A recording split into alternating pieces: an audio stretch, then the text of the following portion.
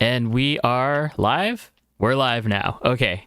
And you got some clackety clacks there. You got a mechanical keyboard. I was typing away. I was, shouting out Mitch for being a real one. Oh, what kind of keyboard do you have for the nerds out Oh, there? that's not a great question. Oh, It's all custom. that we still know. We still have nerds amongst us. So, okay, it's a KBD 75 PCB. It's the is it AM? Angry Mal? Yeah, Angry Mal Glacier keycap set. And then it's a custom acrylic case. Okay. I've been seeing on my I'll post feeds it in. for like an all metal keycap set. Mm-hmm. Now I don't know how I feel about that. Ceramic maybe. Yeah. Metal, that's a little bit much. Okay. It is tough. Enough nerding. Let's go nerd hard. More nerd, more hard nerd. We're going to talk about RC cars. So welcome everyone. This is Saturday night at 8 p.m. Pacific time. Yes, Pacific time. So it's like the last ones, unless you're over in like Alaska or Hawaii. Or if you're as crazy as Azza, because by the time that we're done here, it's like 4 a.m. for him over there. So it's kind of crazy. Anyway, so we've got Logan here. We've never had Logan on our stream. And he's the first one. Long-time viewer, first-time caller. He's the first one to be like, "You've never had me on my stream." But no. So this will be good. This will be great. Hey, DJ's in chat. DJ. Yo. DJ's got to be on too. Honestly, if DJ wanted to hop on, we could totally let him in. But that's if he wants to. That would be good. Yeah. Anyway, okay, so we've got some cool stuff to talk about tonight. If you're in the Discord, which let me get the Discord link up here. It's like I have to learn how to do this every single week. I don't know why. But I'm going to throw the Discord link in there. That's where we post all of our like pictures and videos and stuff that we'll be talking about today. I posted my keyboard in Roast My Rig. Oh, and Roast My Rig. Let's see it. Ooh, that's pretty. I dig it. What keys? It's the Switches. Helios V2. Okay. Purple. Okay, so I see how it is. Just because Logan's on the show, now we get like everyone just right from the get-go. We got DJ, we got Austin, Judd. Jeez. Apparently I'm just boring. They're supporting the boy. I like it. Team Hot Dog, by the way. That's y'all. what it is. Thanks, y'all. Hot dog racing. Let's go. Logan's on his phone right now, DJ. I am. So, yeah, there is no reason why anybody can't join unless you don't have a smartphone. And yeah, there are people out there like that. Anyway, so I'm just going to do a quick little run through of what we're going to talk about. Since Logan's new, we're going to do a small little interview. I have a bag interview, which I did with him the other night, so I'll be posting that later. We might do another bag interview, actually. Just because I think it's fun. Yeah. Other than that, what are we talking about? We're going to go over calendar events. We're going to go heavily into Roast My Rig and all the Discord stuff because there's a lot there. And I got to say on that, it's called Roast My Rig. So we're going to roast the rigs. I'm calling everybody out on anything that I see. I'll be very judgmental, okay? Did you see Driftwell's pictures? How far? Oh, yeah. Uh-huh. Okay, and if you reference my doc, there's a few notes on there. Yeah, you might have to highlight that one for me. Anyway, okay. So lots of product watch stuff. I did actually post quite a bit of stuff from just throughout the week. Like, as I saw it come up, I just posted it. We're going to go over product reviews. I've got some chargers that I want to talk about that are pretty cool. And then We're going to talk about track surface, a few things that Azza posted in the topics and ideas, which please, if you have any ideas that you'd like to cover, go ahead and like post them in the topics and ideas, please. It'll help me out. It'll help everybody out, because like talking about tuning gets really boring really fast. I mean, like, that is my cup of tea, but it's really boring. Let's see. Oh yeah. We're gonna talk about something about the N1DZ circuit, just a track layout that Azza showed. So that'll be interesting. If you haven't seen it, it's posted up in Discord under the topics and ideas, just like he's supposed to. And then we have some stuff that Logan wants to talk about, and man, he's been. Well, let's start off with this. How long have you been drifting? I just looked. We looked today because we were talking with Kevin. I sent him a message January 27th about drifting at PDX. He had already kind of posted that he was interested. And right around then is when I kind of started to finish my car. Mm-hmm. So something like that. Yeah, January, February. And all the way up until now? All the way up until now. Since about April, I would say, early April, I've been at the track 3 days a week. So this has been basically 10 months of Logan like simmering and like all my ideas. Yeah, it's like a hot pot just like waiting to just well shoot. Hot pots don't erupt, volcanoes erupt. But anyway. There it is. There it is. Yeah. So I'll leave all of Logan's topics for like when we get to them, and pretty much we'll do what we always do. We'll just kind of go randomly as about. We have some things. Yeah. Okay. Calendar.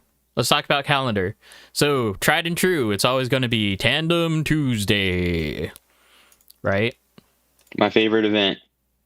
So rumor has it that PDX just did their floor, and when I was talking to Logan about 20 minutes ago, he was like, it's his secret strategy, and we'll talk about that in a little bit. But according to him, it's all according to his plan to win Tandem Tuesdays. So be ready, y'all. Be ready for Tandem Tuesday. If your car doesn't steer, that's a problem, and we'll talk about that. Okay. Yeah. Moving on, just like before, we don't have any new events to like share other than the ones that we've already talked about. December 2nd is Hot Import Nights at PDX Expo Center, so mark that on the calendar. We will most likely be there. We haven't gotten a confirmation yet, but we usually don't find out until like a week before, so there's that. April 12th to the 14th next year as the Northwest Model and Hobby Expo in Monroe, Washington. So if you don't know, if you haven't heard us talk about it before, it's literally the biggest event in the Northwest for RC. So if you are in the hobby, there's something for everybody, whether it's crawling, boats, even sailboats. Those are really cool. And war boats. Racing, they do off-road race there. They also do like an indoor flying zone thing, and then of course there's drifting, and if it's probably as close if not more populated than Super G, like not 116 competitors wise, but like in terms of the amount of people that are on the track, then yeah, definitely that for like open drift. Yeah. So let's talk about Logan here. So I've got this new thing that been doing. I've been calling it the bag interview. So if you were at PDX on Friday, I did a few interviews. I got Elliot. I got who else did I get? I got Logan. I got me, Austin. I got James, Judd. I didn't get Judd. I did not get Judd. Oh, you didn't do Judd. I forgot. Yeah. We talked about it. He burned his way out of it. He lied through his face. Okay, so let's start this off. Well, first of all, let's just cover the basics. So we know that you're in PDX. Portland RC Underground is your home track. So we'll start off there. I did that for you. Yep, Hi, I live this is about Logan. 10 minutes away. It's beautiful. Oh, that's why you're there so often. I It's on my am way home from work. an hour and 15 minutes away. Yikes. Judd, I lied because you said you got me and skipped me. Ha ha ha. That's going to make it so much worse for you next time. Yeah. Okay. First question. What is your favorite body? Favorite body is the GR Corolla that doesn't exist yet. That doesn't exist yet. Which, hold on. We might as well just go there now. And it's under product watch, y'all. Let me scroll up. Here it is. Switch. There we go. Here is a GR Corolla.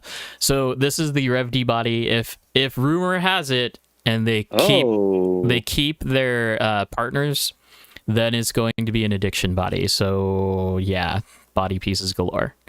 Hopefully those top roof, the hood scoops or the hood vents can just be removed or just not even placed, because I think they're ugly. But yeah, okay. Besides the point. What chassis do you drive? I drive a YD2Z. I mean, it's as modified as most. Doesn't have any conversion on it, but there are very little stock parts left. I think it's pretty common to most YD2 based platforms nowadays. Yep. Well, let me know when you're ready for that chassis, because I have it. I have the RXZX Flex chassis if you want it. This car, as it's set up, has kind of a special place in my heart. It's sentimental now. Gotcha. So I'm moving to a new chassis pretty soon, and I think this one will stay exactly as it is. You need to build it with the bearing on the top deck, because I need to see what that's about. Yeah, we're gonna do it. Okay. How? It's not on autofocus, and you can't see that. Anyway, it says, how do you set up your suspension? Right now it's just kind of as soft as I can get it. I tend to go for a lightweight car, so yeah. I mean, it's still the stock YD2Z springs. I'm probably gonna put some softer springs on it, but it's 50 CST oil, and then 8 1.2 millimeter holes in the pistons. Gotcha. I would comment about that, but that's pretty normal. So yeah, like if you're not running at least black bladders, blue O-rings, or Rev D O-rings, the red ones, then or whatever like aftermarket O-ring that you prefer, because there's tons of options that aren't like the stock clear ones, which I'm actually kind of bummed out. I was helping someone with a brand new set of big bores, and it came with the dark cloudy diaphragm, which is fine, but it also came with clear O-rings, which I'm like, that's stupid. Yeah. Mine is on big bores, and they came with the normal clear O-rings, but I do have the blue ones in. Mm-hmm. See, when I remember building the MD1, and that came with blue O-rings. Like, yeah, it was fine. So I think with their chassis that include it, you probably get the blues, because my MD2 has the same, came with the blues. Okay. Ooh. Okay, this is very pertinent for today. What surface type do you prefer? That's a good question. I think ultimately that just comes down to like speed. And I would say, somewhere in the middle of speed. Like, the only thing I can do is reference places I've driven. So I would say like Northwest is a little slow for me, and PDX is about right, although now it's not. I really enjoy the Expo Center here in Portland. Just is super smooth, consistent, not super grippy, not super slow. So Uh, Expo Center with DRCs or DRPs? I still ran P's at Expo Center. Okay. Because I think we had a few guys that actually switched out to C's because they were more slick, Hmm. which is funny because I don't know. I don't know what it is about this because like Yokomo tires have always been like named for the wrong surface type. So we have Mm, DRAs, right, which are for asphalt, right? Then we yeah. have DRCs, which are for carpet or well, mainly for carpet, but we run them on like concrete and p-tile and stuff like that. And then we have DRPs, which is specifically for p-tile, but they work great on concrete as well. Yeah, I wish they would switch to like kind of an F1 style where it's just a number, right? And I they're mean, soft or hard. if we switch to DS tires, which honestly could be a good move, they seem to be Now, more yeah. readily available than DRPs are. Is assuming what LF3s felt like at Super G, or accounting for the increased amount of grip for what you saw today, LF3s, LF4s, somewhere around there might be pretty good. And the tire profile is different too. They're more of a rounded, even more so than the DRPs are, with a softer Yeah. shoulder. So it makes it for a more playful tire. Okay.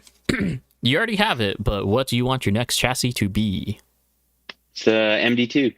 Yeah, MD2. And you already have it, right? Yep, it's right behind the camera Yeah. Oh, in a but box. behind the camera. And and that's lame. What radio do you run? I started with a 3PV. It did me well. But currently I have a 10PX. And a lot of people ask about 7 versus 10. I think, it's just a personal decision on what you want. There's definitely not, I don't know if there's performance difference between the two.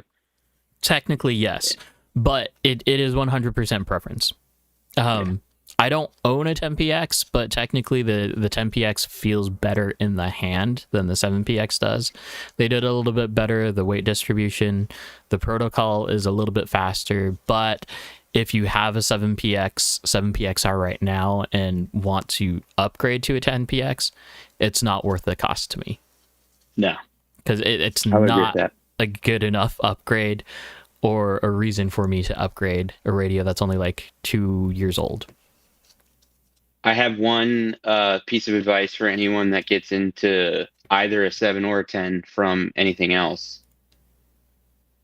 Okay. Be very careful with the thing. It is very top heavy. Set it down sideways, preferably at all times if you have to set it down. Yes. They have the tip plates, but just put it down sideways and be good with it. I actually knocked mine off the table day one And broke the screen. And I've since, luckily, Futaba is a really cool company. They will just send you parts if you need them.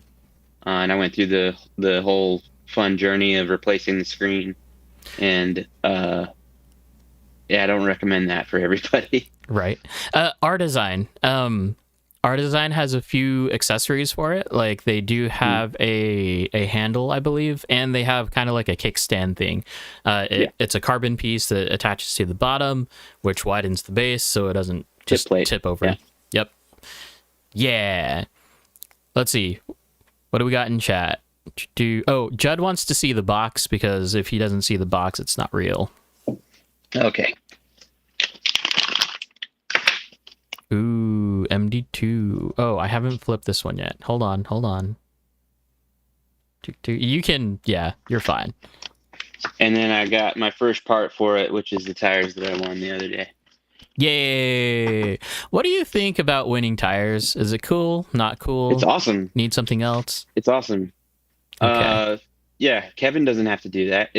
Tandem Tuesday is just a dumb little thing we do on Tuesdays.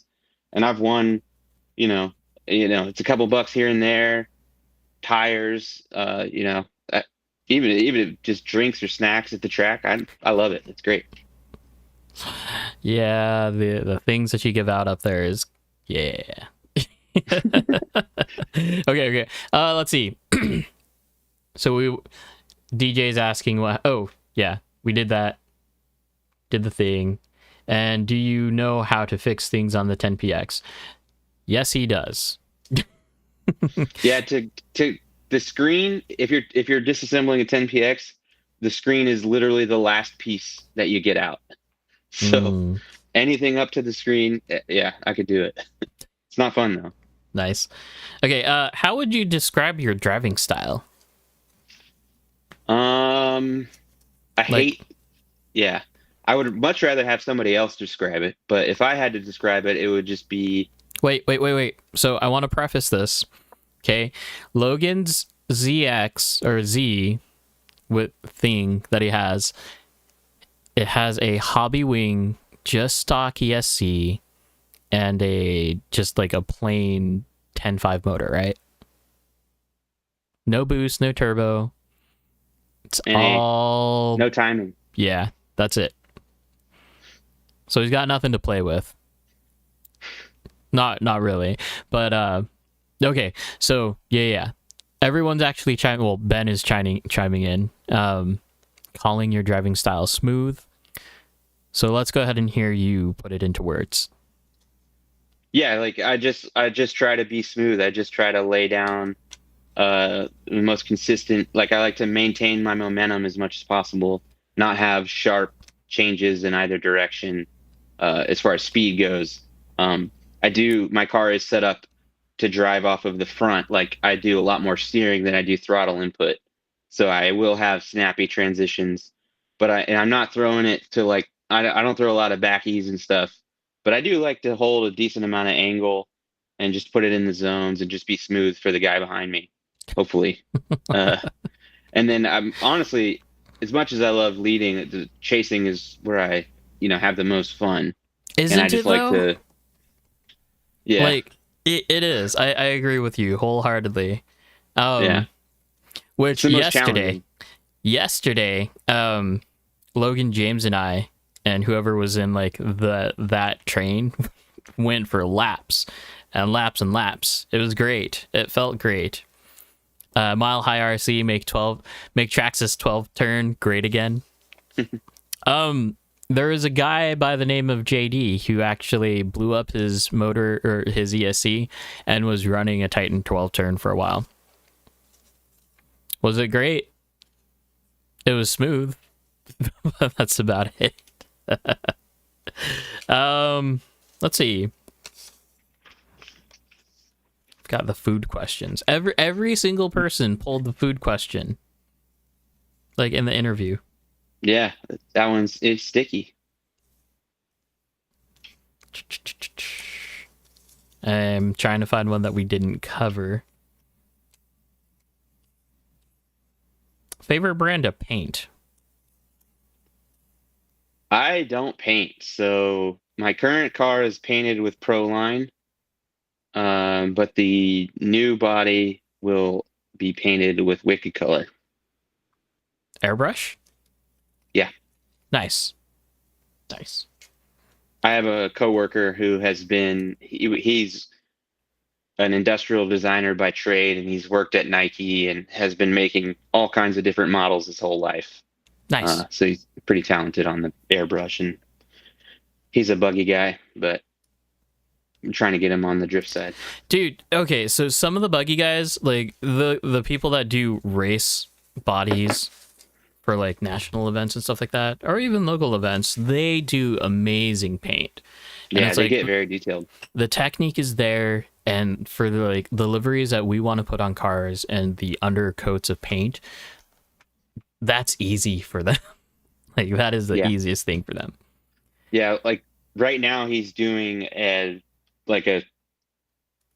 aggressive like scallop, the sharp scallops that have like a checkered flag that starts out as carbon fiber and then fades into a checker flag. It's insane. Right, odd. Ugh. The yawns are coming out early. Ooh. Uh-oh. Ben figured out what he's doing with his new 180. Cool. That's good. All right. So that's Logan for y'all. And that's kind of like the summation of what the bag interview is. So if you see me at the track and I come at you with a bag and a microphone, be ready. They're easy questions, I hope. And it's not meant to be like what is it called? Intimidating. It's a friendly thing, so don't worry about it. And catch the video whenever Adam edits it, and you can watch all the same answers, but at the track. Right. Let's see if he's consistent with his answers. Well, that's because you just DJ, you got me off guard at Super G. Well, that's just because you got knocked out. Like that was right after his run. Mile high, no yawning. I popped a Red Bull open to chat with y'all. Had a parade to be in today and got Red Cat Holler out finally. Red Cat Holler, huh? That's cool. That is this painter I speak of. Yeah, he asked me about Steve. Gotcha. That's my coworker. Oh, okay. Very cool. Okay, so let's head over to... Oh, you know what else annoys me? My because of this microphone, I sound 100% different on this microphone than I do in my interviews because I use a different microphone. Like I use these little things here, which they're cool. The Rhodes. But they make me sound like a total nerd, which I am. Okay. Yeah, I mean, what are you complaining about? Yeah, I mean, I hate listening to my voice while I'm editing. That's the biggest thing. Yeah. And what you're hearing is the like the Logitech webcam up here. Actually, no, never mind. You are hearing this. Because apparently Windows can share an audio source, but it can't share a video source, which is weird. Anyway, we're going to roast my rig. Roast my rig, y'all. Oh my gosh. Okay. Okay.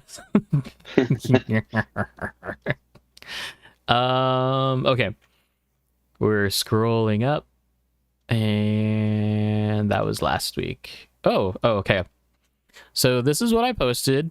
This is what I finally got. This is the RSpec Stingray chassis.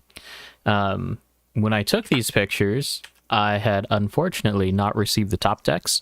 So here's kind of like my hybrid version of Lance's Midnight chassis with the RSpec Stingray chassis with a Hydra, or not a Hydra, but a shark on top of it all. So it was a fun little collab. Unfortunately, I didn't drive it like this. I think this would be a good one.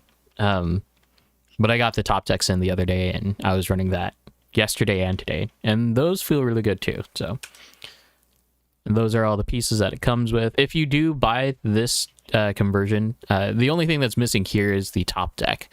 But mine I ordered in forged carbon, which looks really, really, really good. And yeah, I can't really roast this. It looks amazing.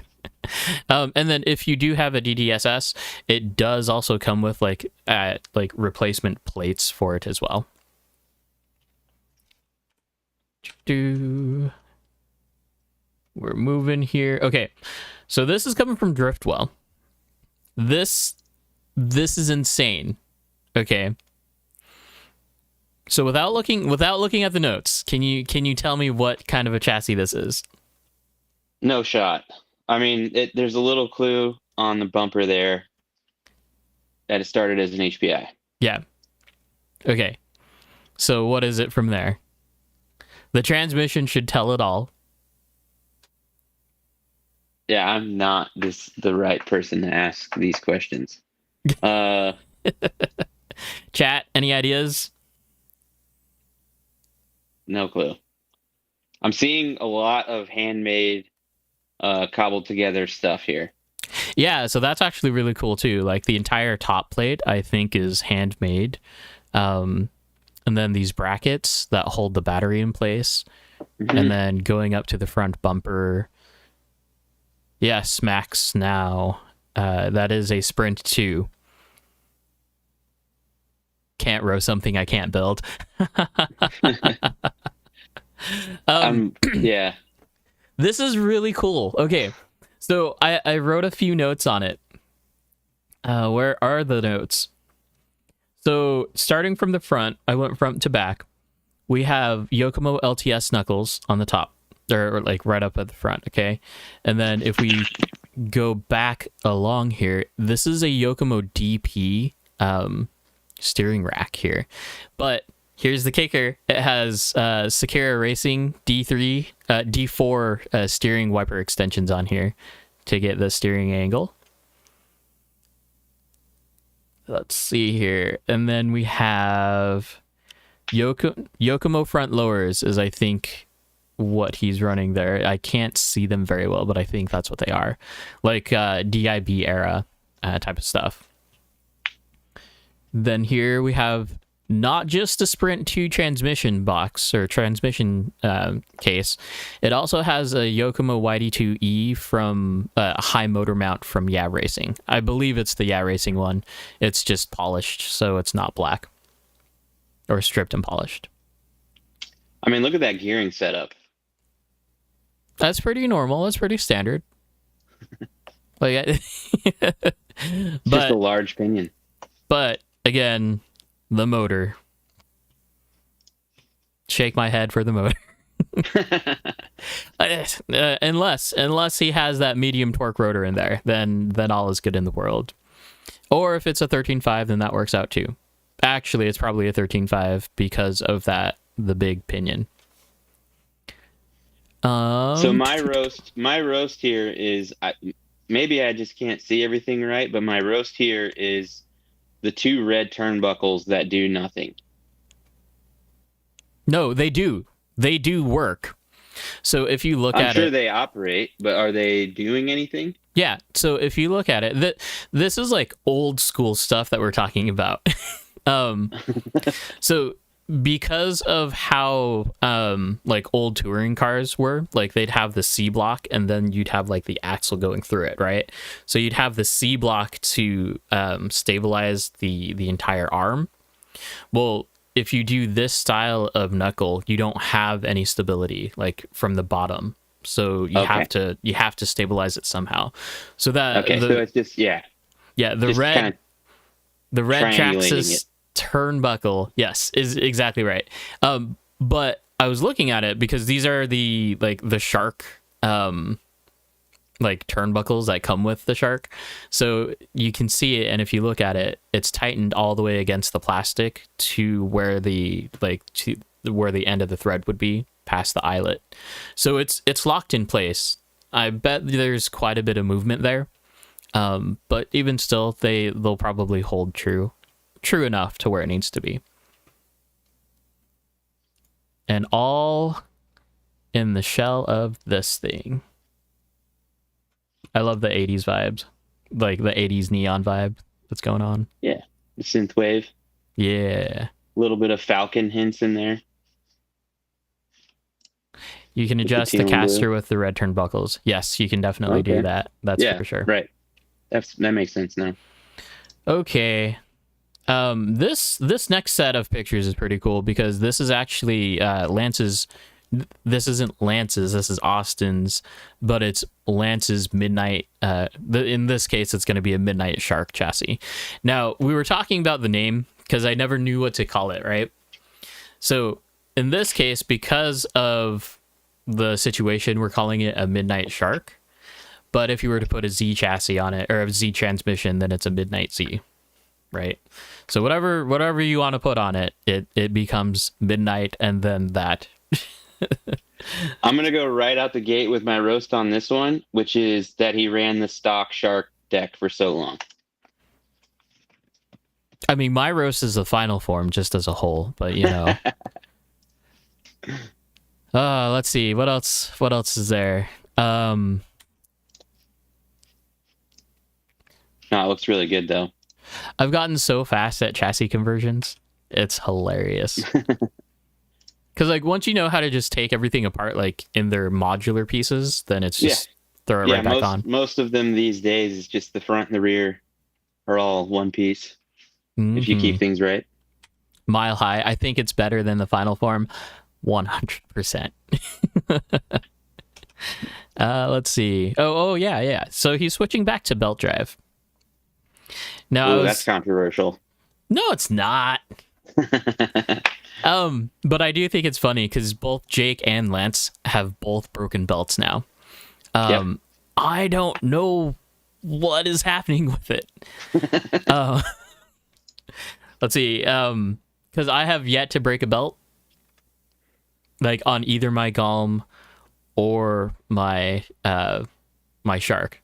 Now, I will say it's probably because of however many belts I was breaking before, which still isn't a lot. But maybe it's because everyone else is breaking belts that I don't experience bad luck yet. So we'll find out. Maybe you just don't drive hard enough, Adam. You've seen me drive, though. I mean, you could be right. You could be right. Original Shark deck is legit. I do agree. It does make the Shark a heavy turd, though, which heavy turd in this case isn't actually a bad thing. What did Austin said he lost like 200 something grams? I don't think it was that much. But maybe my math is bad. Well, actually, no, because I've never weighed Lance's deck.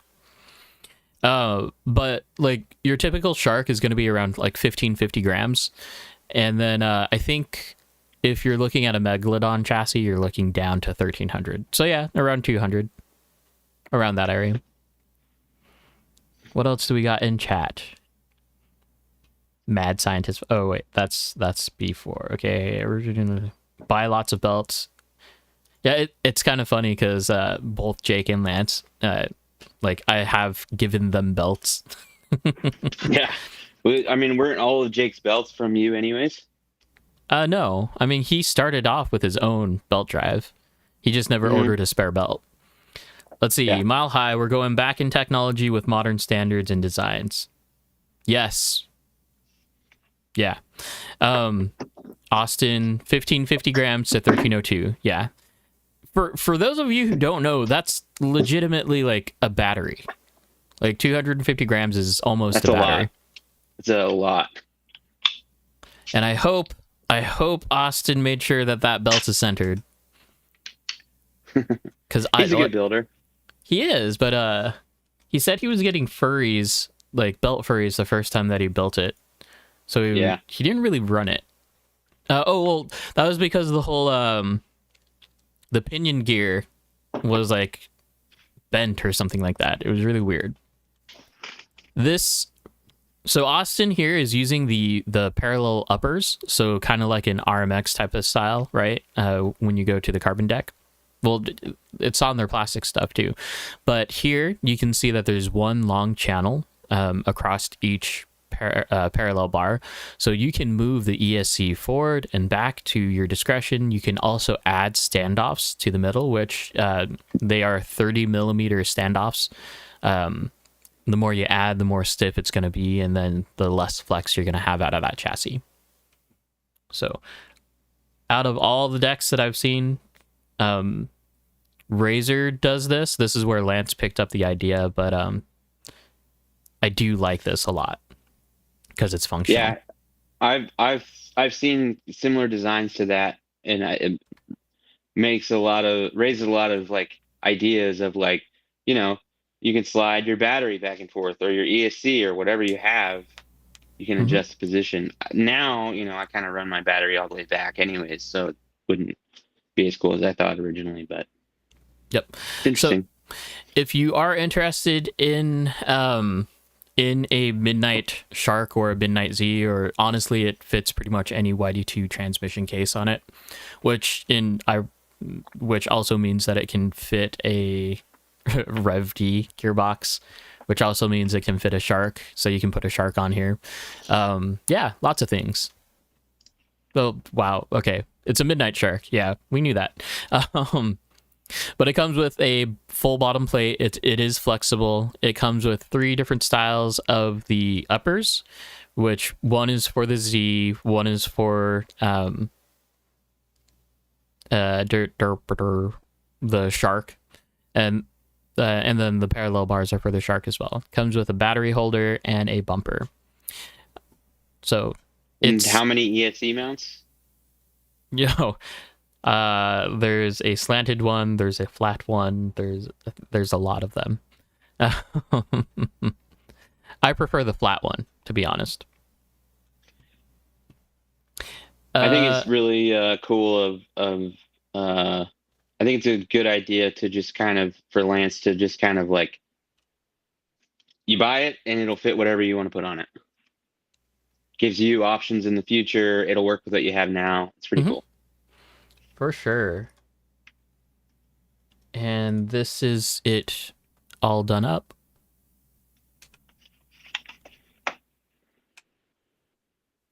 And Mitch was calling this, well, Mitch just thought this was a whole bunch of pit boards, like, right next to each other, which they are. But I told him it was his photo booth. Yeah, I mean, most of y'all have pit boards that look a lot like that. Shout out to Alex Burton. Yeah, Burton boards, man. Not the Burton boards you're thinking of, but Burton boards. Yeah, it looks good. It's such a slimline chassis. Yeah. It's just what you need. Okay, let's keep on rolling. Jose. I don't know what we're looking at here. I have a roast on Bill Cosby. It's pretty easy. What? This is the Bill Cosby post. This is Jose. Yeah. This is, I mean, are we doing roller coasters? Are we trying to see how long we can make our ESC wires? Like, I did that. So yeah, that was me. Because not only were his motor wires that caused, or his ESC wires that caused his ESC to ultimately burn out, which is why he has a rad now, he had also straight soldered the wires directly to that Fledge motor. So I can't get any bullet plug in there. Yeah. So, and now it's just even more of a roast because he did it wrong in the first place. And we had to do this. This is how we had to save it. So I intentionally left the wires long in case he ever wanted to do something else with it. Hey, Jose, I'm glad you learned your lesson, man. That's great. That's good. He said I don't solder anymore. I mean, it was a quick upgrade path because like before that he wasn't even talking about electronics upgrades. Like yeah. Within 2 weeks he had bought a motor and an ESC, which weren't expected. But like just throw that out there. We got a keyboard. Well, at least now there's room for improvement, you know. Is Cheddarpud Charlie? No, Cheddarpud is DJ? Douglas. Yeah. We can roast a Douglas. This should be pretty easy. Look at that toe out. But okay. Yeah. But just in case, because it could be wide angle lens. Because I know, like, when you're looking at some GoPro footage, it, like, no matter how you look at it, it looks like the car is always towed out, like, excessively. Yeah. But yeah, this is his beast mode. Yeah. Honestly, I don't have a lot of roast for this car because it has come a long way. There was a time on the MST chassis for Douglas that this was a pretty slow car, and he's made a lot of progress with it. And DJ's a homie. He's a good driver. This thing rips. DJ, did you buy your AccuVan stuff from A-Main? Is that why it's black and not red? I have a feeling that's the case. Or if you got it from someone else, then that is, yeah. So, I mean, okay, if you look at this picture, because the front end is farther away, the toe doesn't look so bad. But that just could be because it's farther away. Why didn't you get it in red? You got it from Super G. Anyway. Does he even... Oh, yeah. What are you doing, man? Look at that. I mean, at least black goes with everything, and you can at least sell black to anybody. Yeah, at least it matches. I mean, it doesn't look bad. No, not at all. Not at all. I'm an all black person, so it's hard for me to be excited about the other colors, but DJ, it's time for a new body. You need a new body. he's just gonna, yeah, he has a new body. It's the same one. You, if anything, put a servo on those flippy lights, those flip up lights, because that would be cool. It's in the works. What is the, oh, we've got Judd with the RDX. Oh, Whoa. yeah. Everything's up high. Yeah, this is going to be another hard one to roast for me because I've driven this and it Right. works. Right. Isn't it funny? Well, yeah, I mean, even so, I'll speak for Judd a little bit, but we drove. There was a guy. I think he's moved away, but there was a fella at the track. We called him Harley, but he had an RDX or RDS, sorry, and that was probably my favorite car that wasn't mine that I've driven. Mm-hmm. And I think the night that we drove that car, Judd was like, "Okay, I got to get my RDS going because that was great." And now this one drives pretty good too. My biggest complaint on this is the racing shocks. I mean, it kind of matches, right? Like, I mean, yeah, whatever.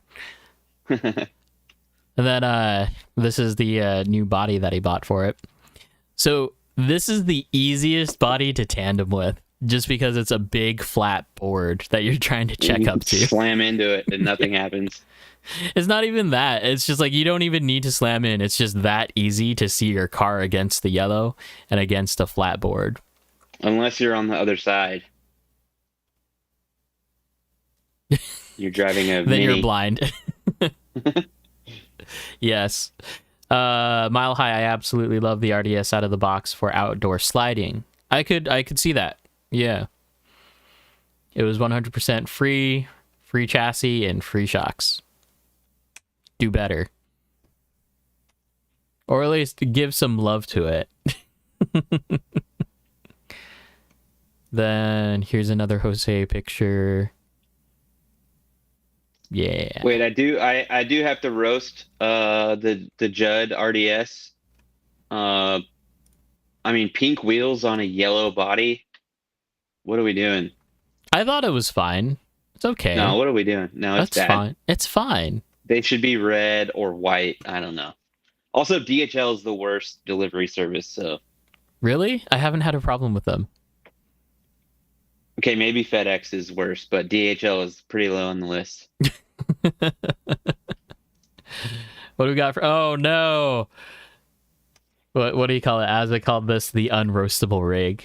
Oh, my gosh. Okay. It's an RMX.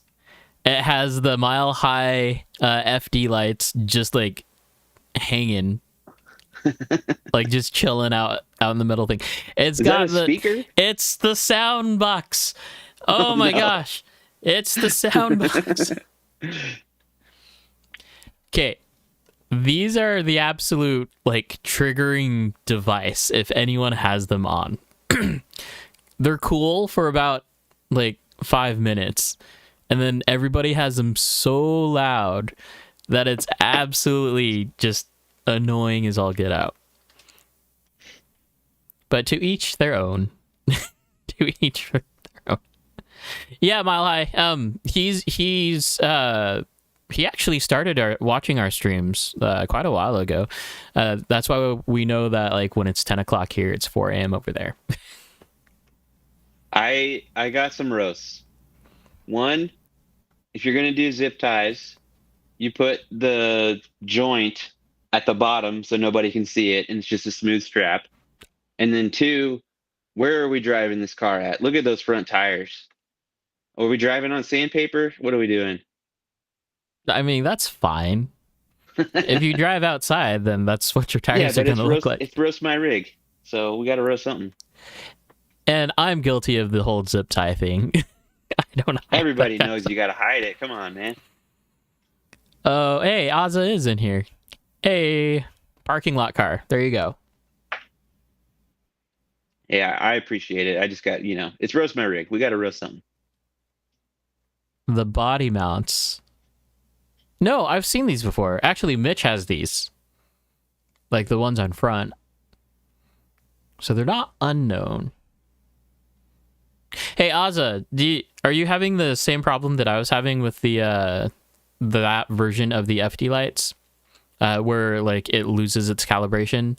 If you do, I like a few streams back I told you how to fix it, or just let me know and I can tell you how to fix it.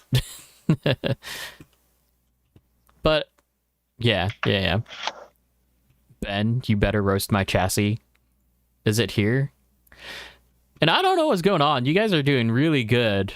Like, this is the most roast my rig stuff that we've done yet. I'm having a good time. Okay, what do we got here? We've got who is this? This is Judd. This is his beast mode. So the other day he was like, I'm bored with beast mode. Or sorry, not beast mode. He said RDX. Yeah. My roast here is like converting an RDX. What are we doing? No, that's 100% godsend. Like, any conversion to change the chassis is like, I mean, you've heard me say it before. Like, RDX is good. It's a great chassis, but at the same time, it's so good that people stop thinking. And that's like, but this doesn't even add anything to change. It's just the chassis.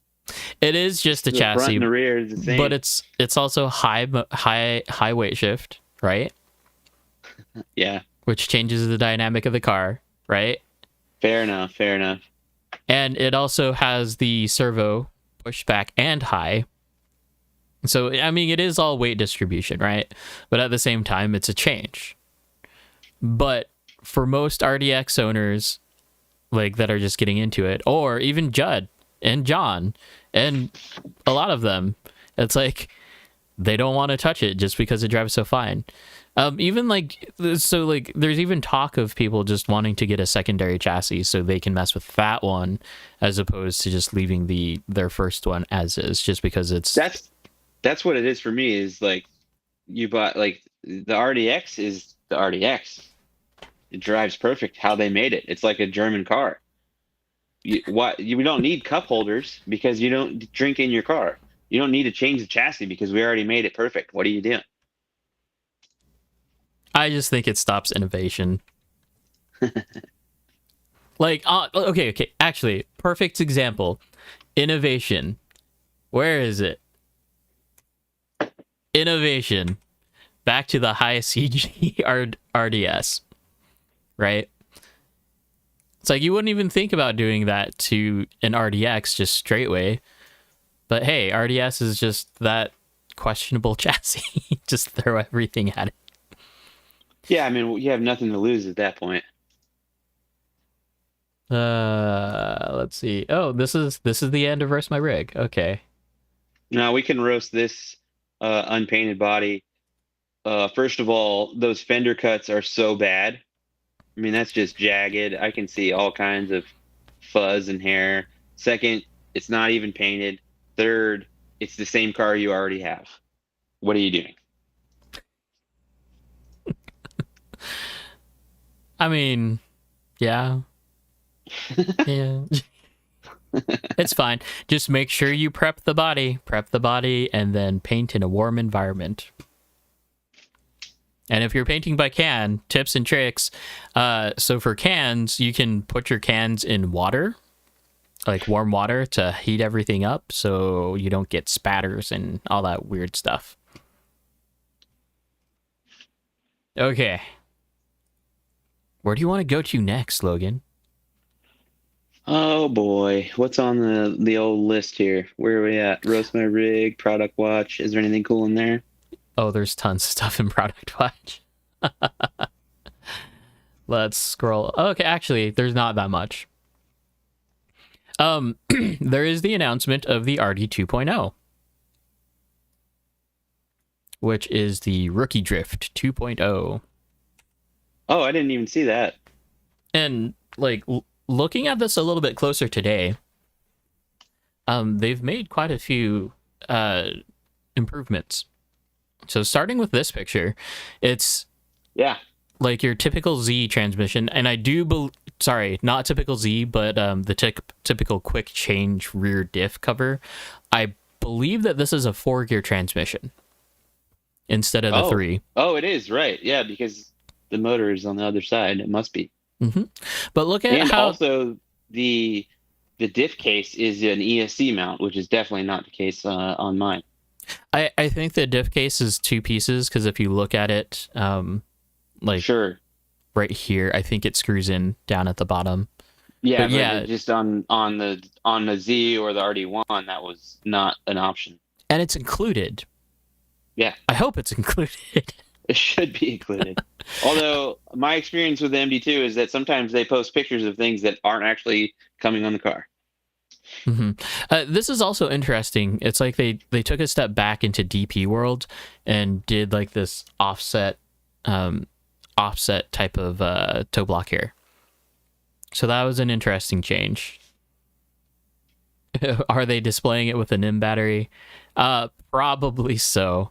Or it could just be one of those LiPo batteries that's the contour of that.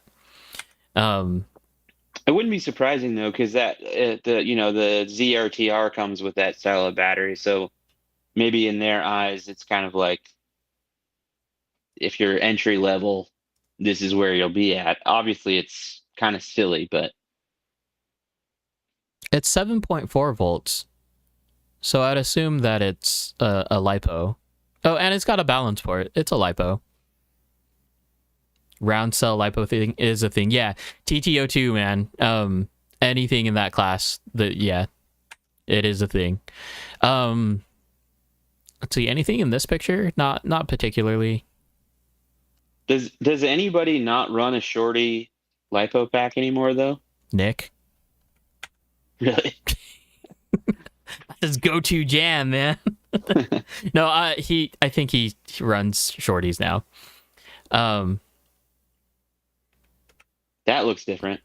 Yes. So this, I don't know who stole it first. Because it's right. It's literally that looks like the RDX one. Yeah. Okay, so a few things about this. It looks like they did a lot of reworking of the front end geometry, which is great to see. First thing that I really noticed is the uppers. They changed from the triangular. Oh yeah. To this, so this kind of fits more in line with their aluminum uppers, which is cool. Right. Which is really, really cool. Yeah. They did redesign the knuckle, so that it's an inline. Well, I think it's shown later. We'll get to it later.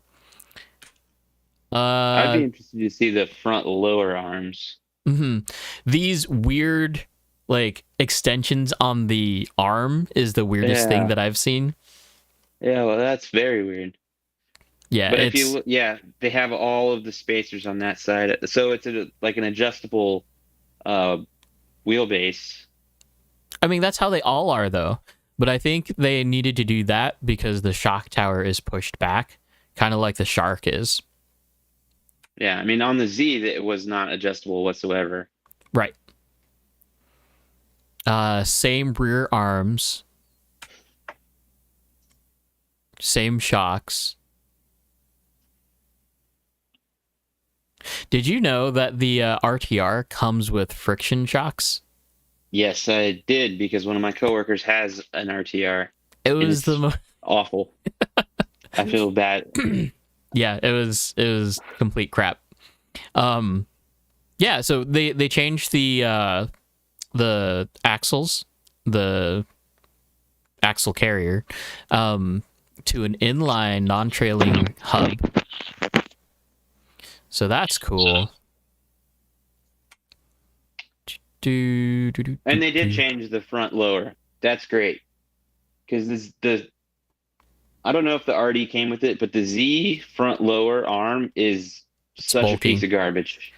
It's just so bulky, and you can't adjust it. If you adjust it 10 times, that screw is going to strip out.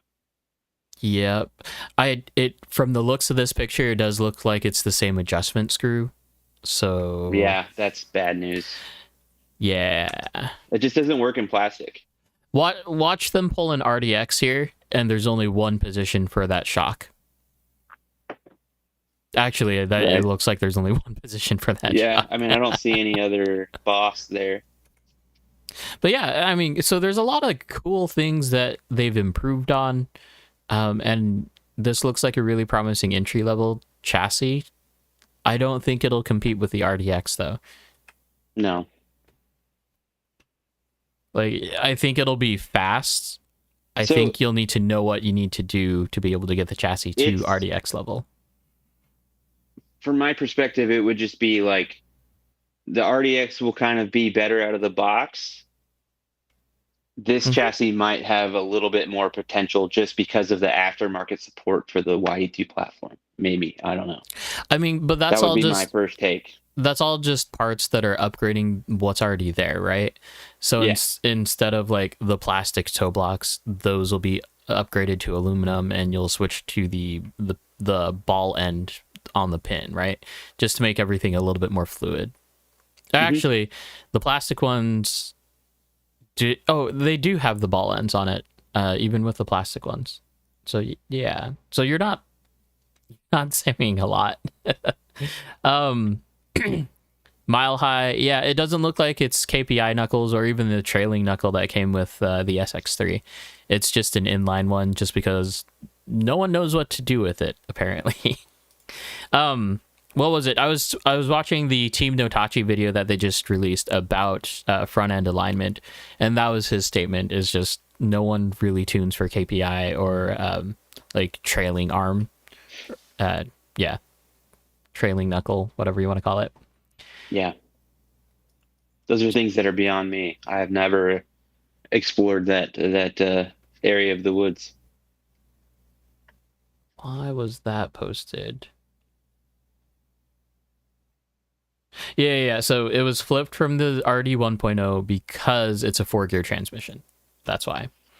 Yeah, and that seems like pretty common for Yokomo. I mean, all of the newest cars are 4-gear, and it seemed like having watched a lot of the MD1, talk, most people were recommending switching straight to 4-gear when you got it. So it seems like that's kind of just the new stock setup. It's a preference.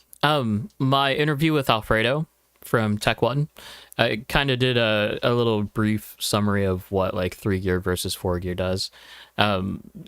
Basic summation is that 4-gear is better for lower traction, whereas 3-gear is more like kind of brute force, like acceleration. So again, it's a preference thing. My Shark is on a belt drive now, which is basically a 3-gear, and then I have my Golf set up with a dual belt drive, which is going to 4-gear essentially. They both drive good. Okay, so more plugs for Lance's chassis here. These are the different options that you have for the front bumper. You have one that says Midnight Suns, and then you have one that's just like a Rising Sun, which I think the Rising Sun is way cooler. And then a bumper. You have the option of adding a bumper. I'm going to take a quick break. I'll be right back. Okay. That's the bumper. Here's Lance's chassis as it's pictured. It's one of the ESC mounts. Oh, and that's the other top plate. That's the vertical top plate. Are we still on for Car X tomorrow? We can be. There's nothing that says that we can't. When is too late for you, Azza? Let me know. The reason why I brought Car X up last time is we kind of randomly got on, or I randomly got on with the others, and it ended up being some pretty chill drifting content, like RC drifting content that was there. So it was good. It was a good time. It's 5 p.m. Sunday. Oh.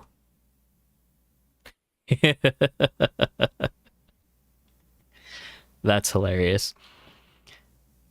Let's see.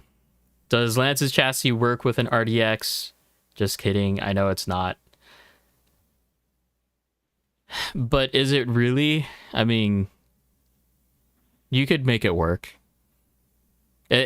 People are putting Sharks on the with the RDX transmission or on the ADX team chassis and stuff like that. So I talked about it last week about conversions for conversions and how many conversions is too many conversions for a conversion, and it's kind of getting ridiculous. So yeah. Hey. So the question is, brought up from last week, how many conversions is too many conversions for a conversion if you've already converted the car? Yeah. Well, so if you look at the Shark, right? Dave obviously did a lot of planning and engineering in that car, but I mean, just look at the Super G final. A lot of people obviously don't think that the Shark deck is the best choice for them. So, I would say at the end of the day, you're just going to have to assemble the car that you want. So 2, 3, 4 layers deep. It's just part of the game, I think. And that's part of the fun too. It is part of the fun. Cars is fun. I have 4 different chassis for the Shark right now. Yeah. Lance coming in does not support, so Lance's Midnight chassis does not support the S-Trans or the E-Trans, only the Z-Trans and Shark transmissions. So just a heads up. And then, this one has the picture of all the battery mounts that comes with it too. Yeah. And the ESC mounts. Mm-hmm. My favorite is the flat one. Okay. The CT501, because everybody loves Futaba servos. Oh, yeah. This is actually kind of something I'm interested in here. Just get the 700. Get the CD 700 or 701, whatever it is. The new CD one, right? Well, okay. Guess how much this is? $270. That's the price of a CD 700. So this is like a lower level, or this is a lower level, but think it's 5. Okay. Yeah, so just guesstimate on that. 180. It's $220. Oh wow. So why not, right? Yeah. If you're already thinking about it, just go for the CD 700, 701 or whatever it is, or CT 701 or 700. Did you talk to people at Super G that were using maybe a CT 701 and then had experienced the new CD 700? I've never asked about it, no. Yeah. Not particularly. I did throw out a question of hey, what's the difference? But no one really knew. As far as I think the only thing I remember noticing was just that the peak torque or the total torque, I guess peak torque, was lower on the CD. Which makes sense. But it's faster. Yeah. My personal opinion between the CT 700 and 701, I like the 700 better than the 701. 700 feels smoother to me. Yeah, it could just be, I don't know. Brown Rose, is there another place to order Lance's chassis other than the book face? Not particularly. If you want, you can order one at PDX RC Underground. Well, I mean, at the track. If he's there, right? But yeah, Facebook is really the most direct way. You can either just, if you're already a friend, message him, or if you're not a part of the group already, it's the midnight something. Lance, what is it called?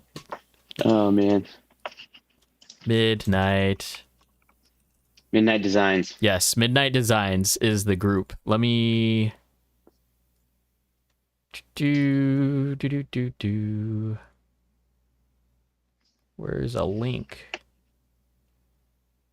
Copy link. Here we go. Boom. So there's a link over to the Midnight Designs group if you want to see any projects that are up and coming, or if you need any printed files, 3D printed files, they're all on there. So like if you have a Midnight Mini that you can't get anymore because those are all gone, but like if you needed any 3D printed files, then there is they should be up and available there. Okay, so what else do we got? CT701 for the win. CT702 is out now. CD700 is smoother depending on the bulkhead steering system. That's interesting that it would depend on that. Because I would just say that... Well, no, okay. Different steering systems have less binding than others, that's for sure. Binding and leverage. CD is the fastest out of all the Futaba servos. Yeah. Rob.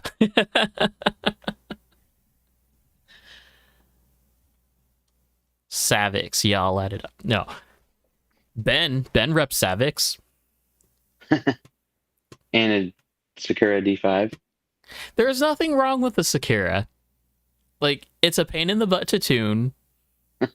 And as long as you don't need to like go fast, and it's fine. Oh, not anymore? Did you finally switch in that Rev D? That's right. He's had that for a little bit now. Okay. Yeah. So final thoughts. CT501. I'd say pass. Total pass. If you're in the Futaba market, just get the 700 stuff. And I say the same with the 470. I drove the 470 gyro. It's like 470 is just as much garbage as the 450. Okay. It's not garbage. It's a limited gyro. Because the way that they talk about endpoints in the 450 and the 470, it's equal points on either side. It's like it's just a full range. There's just so many other options that are cheaper that, in my opinion, drive better. It's just, if you want Futaba gyro, and you're going to spend that much, just go up to the 550. Mm-hmm. Spend the extra, get the better option. Yeah, new gyros, man. Yeah.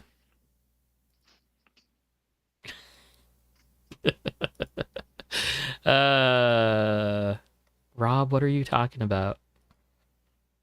701's better due to leverage. 701 works better in my Bianca due to leverage. Pass on any 500 series. Yeah.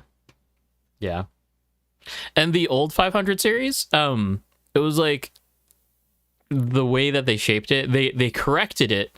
Like, if you see here, the corners, that's intentional because it used to be like just a flat top, like sharp corners there, and you couldn't put it on like a ZX. You couldn't put it on like any Yokomo car because the bent horn would like come across that.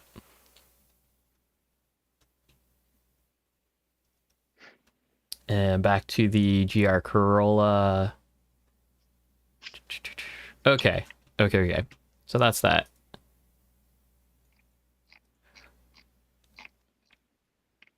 Let's go to one of your topics.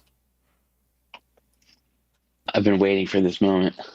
Yeah, and then we'll come back to product review. High traction body posts. What? What is going on in chat?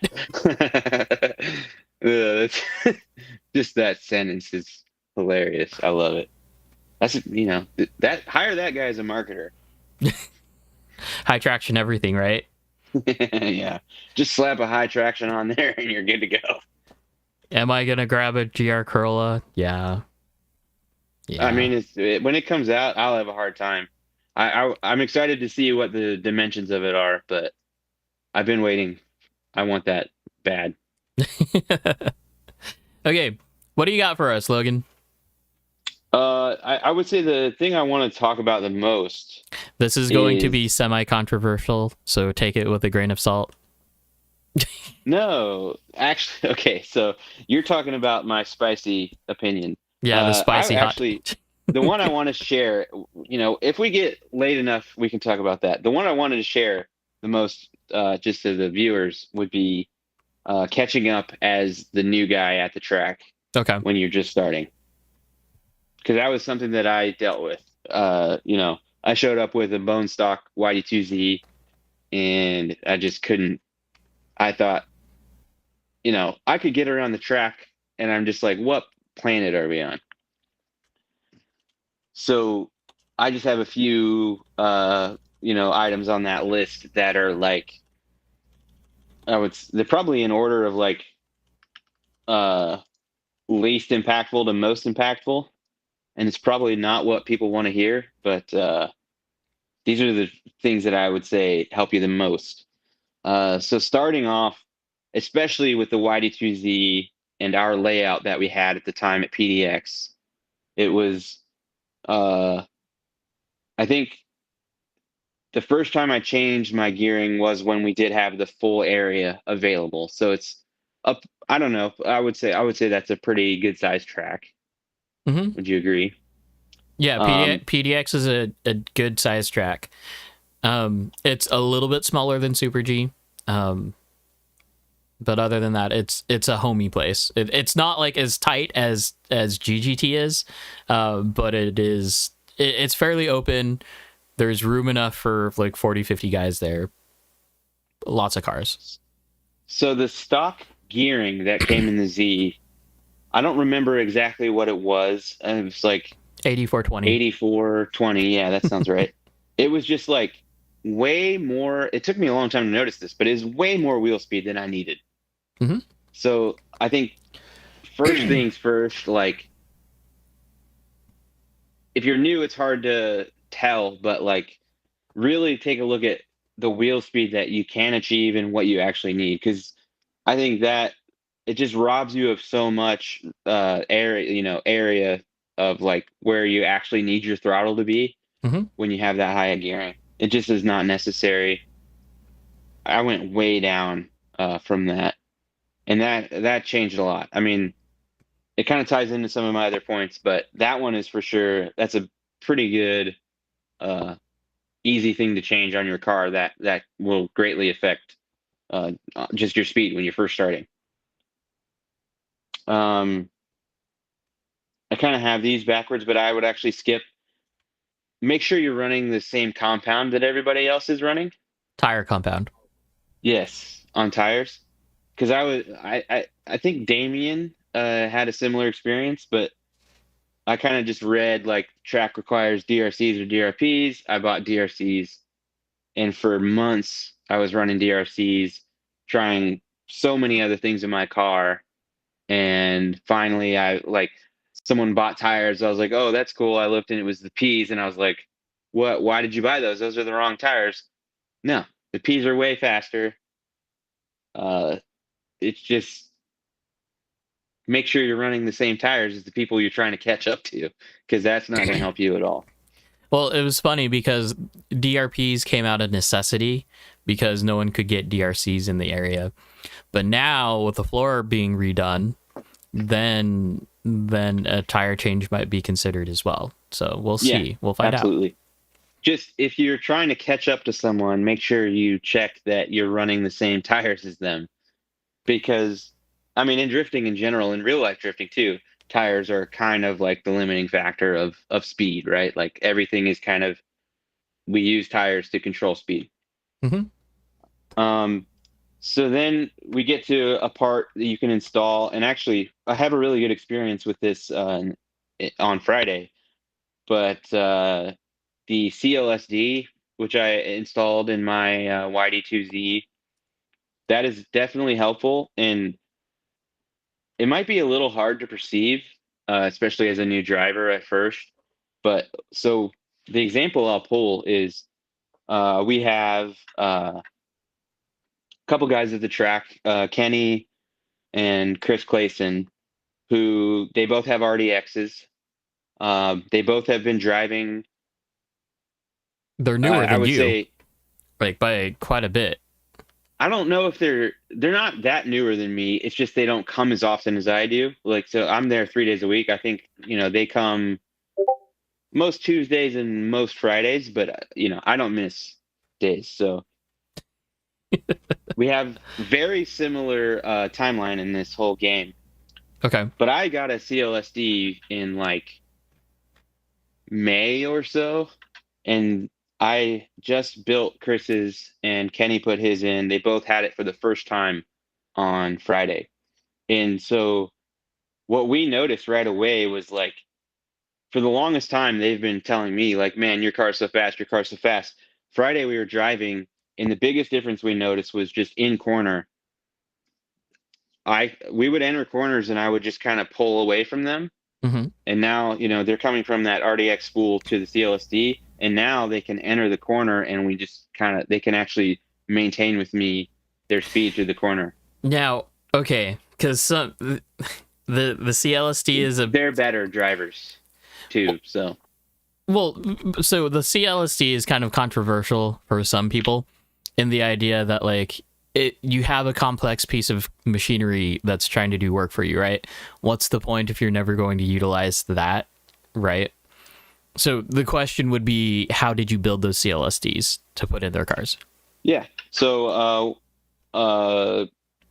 I built Chris's the same way as I built mine, which is just 4 gears, hard springs, because I felt like we had a pretty low grip surface before, and I also wanted that lockup to happen a little bit slower. Mm-hmm. And I think Kenny has the soft springs and same 4 gears. So like in corner, super open diff, and then when it does lock up, it's a fairly slow lockup, except for Kenny, who has a sharper one. We'll see what he, is that even perceptible? I don't know, but that's how they set him up. Yeah. Mm-hmm. Well, because some would just say stick to the Yokomo gear diff, pretty much just lubricate it. don't even fill it with any oil, but just lubricate it. There's absolutely some stuff you can do with that. Like I've been given some gear diffs to try in my car that were very loose, like much lighter weight than what is included with at least the Z was. Mm-hmm. That's that like 50,000 or something. I don't know, but yeah, like some kind of openness. At the end of the day, like in the scale drift world, we have multiple orders of magnitude less grip than what these real drift cars are dealing with. So it's tuning wise, it's just you can't, at least for the drive line, it's such a different world. I equate it more to like ice racing than actual drifting. Yeah. I mean, okay. So that's PDX. That's P-Tile. Like, I drove the first time I drove back at Northwest after Super G. I'm like, oh, we really are slow, like down at Northwest. But at the same time, like I appreciate it because I'm able to like tune for that type of service and be able to make my car do things.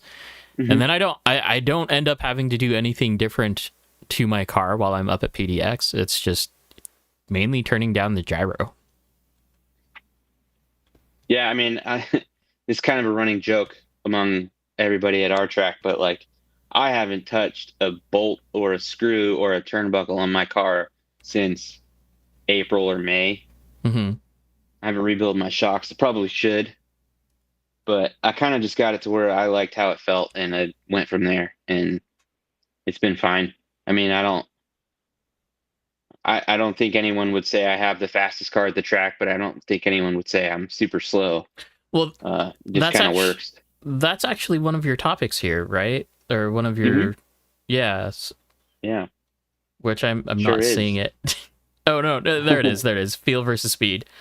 Yeah. Well, let's talk about your other things here, like line consistency. I want to hit these.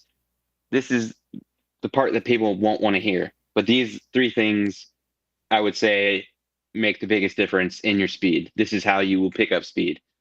It's so everyone thinks of drifting isn't racing, but at the end of the day, people that are driving faster than you are probably driving a better racing line than you are.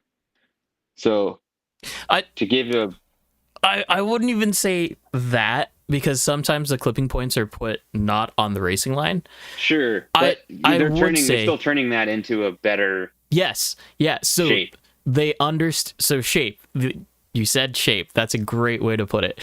I think it's a better way, or they understand the anatomy of a corner, right? Yeah.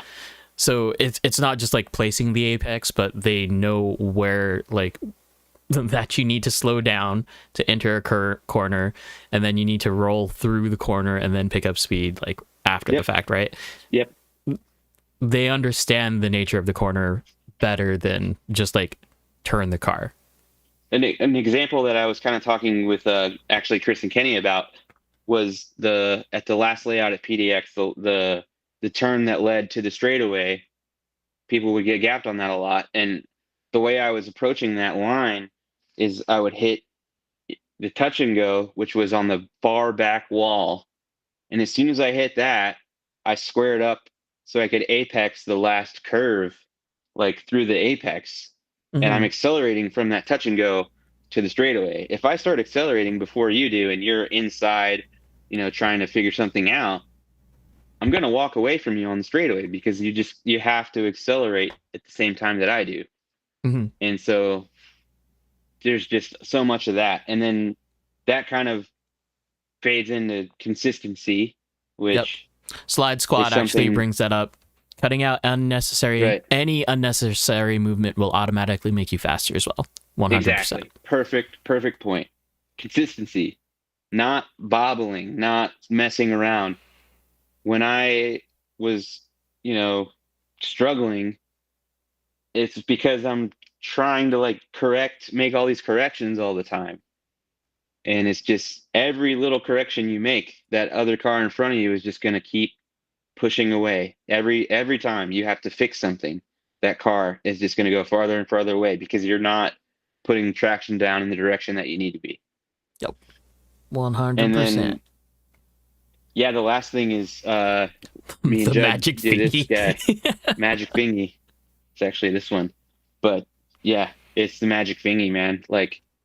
It's not a game where you can just go out there and blast full throttle all the time. It's kind of counterintuitive, but you're really just trying to balance, what's the minimum wheel speed that I need in a drift to achieve the angle that I want. Yep. And then knowing when to take some angle out when you should be accelerating. So those are all things that just take seat time, man. You're not gonna, so my experience in drifting is mostly from Xbox, man. And that, I don't know, maybe it taught me a lot of fine finger control, but man, that trigger finger is the number one thing for speed, balancing the edge of grip to accelerate your car. So many times I'll be coming out of a corner and you just let off a little bit and you can just see your car lurch forward. Yep. It's just a whole game where you can't just come out of that turn and punch it. It's not going to work. You're just going to sit there. So Slide Squad, bang on, driving in subconscious state, second nature, basically turning drifting into ultra instinct status. 100% about that, because the more you can do that, the more comfortable. And actually, Cameron, this runs into your question as well about being a new driver and being comfortable in a train, or what's the question? Can I get both of your thoughts, advice, and genuine thoughts for beginner drivers being on track with all the drivers in trains, staying calm, or just what advice? The more that you can get to the second nature part of this, the ultra instinct part, the easier that being in that train is going to be, because you don't have to focus on your car anymore. You can focus about the in front and the behind. And technically you should never have to think about the behind car, because that's not your responsibility. That's the car following you. Yeah. Um, Well, I mean, sometimes. right. You know what I mean. Yeah. Um, I mean, but that's the respect part about drifting, right? It's like everybody should think about how they're approaching the corner and like how much distance you need to let off so that the car in front can like actually make the transition. Because if you're not Yeah. giving that transition, you're either going to bump into them, or you're going to just not allow the car to transition at a good rate, which puts you at a correction and then makes you slower, just because you have to either slow down a lot more or just get out of the line. Jose, they make different finger trigger size thingies. So yeah, look into those if you have fat fingers. It's a thing. I would just add for Pacific Northwest runner, as far as being comfortable for the first time, like my advice would be to go to the tracks on days that it's kind of slow and just make sure you can just get around the track. If you can't do, a lap or two without having a major mistake, I would probably just keep working on it. But then once you start getting warmed up to it and people behind you, like there's no magic trick that will just get you used to it. You just have to do it, and eventually that pressure that you feel will just kind of fade away because you become more and more confident in your ability as a driver to lead. And you'll find your ability to kind of negate pressure. Mine is just talking out loud. like on the track, I'll just be talking to the person next to me and be like, hey, whatever, what kind of chassis, blah blah blah blah. I slowly grew my confidence, and then I got to a point with certain people. I would say I'll call out James Andreasen. Like I can have him behind me, and I know I'm confident in his ability. I'm confident in my ability, and I can think about like as I'm driving, like what makes my line easier for him. Like if I see him have a little bit of a weird line, I can adjust mine to help him fix that. And it just eventually you evolve in just having an understanding of how drift cars work and Yep. how they drive and where they're going to go. It just takes practice. You just got to put in laps. Isn't it a funny like two-way trust type of thing too? Because it's like yeah, absolutely. You expect it both ways. Mm-hmm. You definitely expect it both ways. Let's see.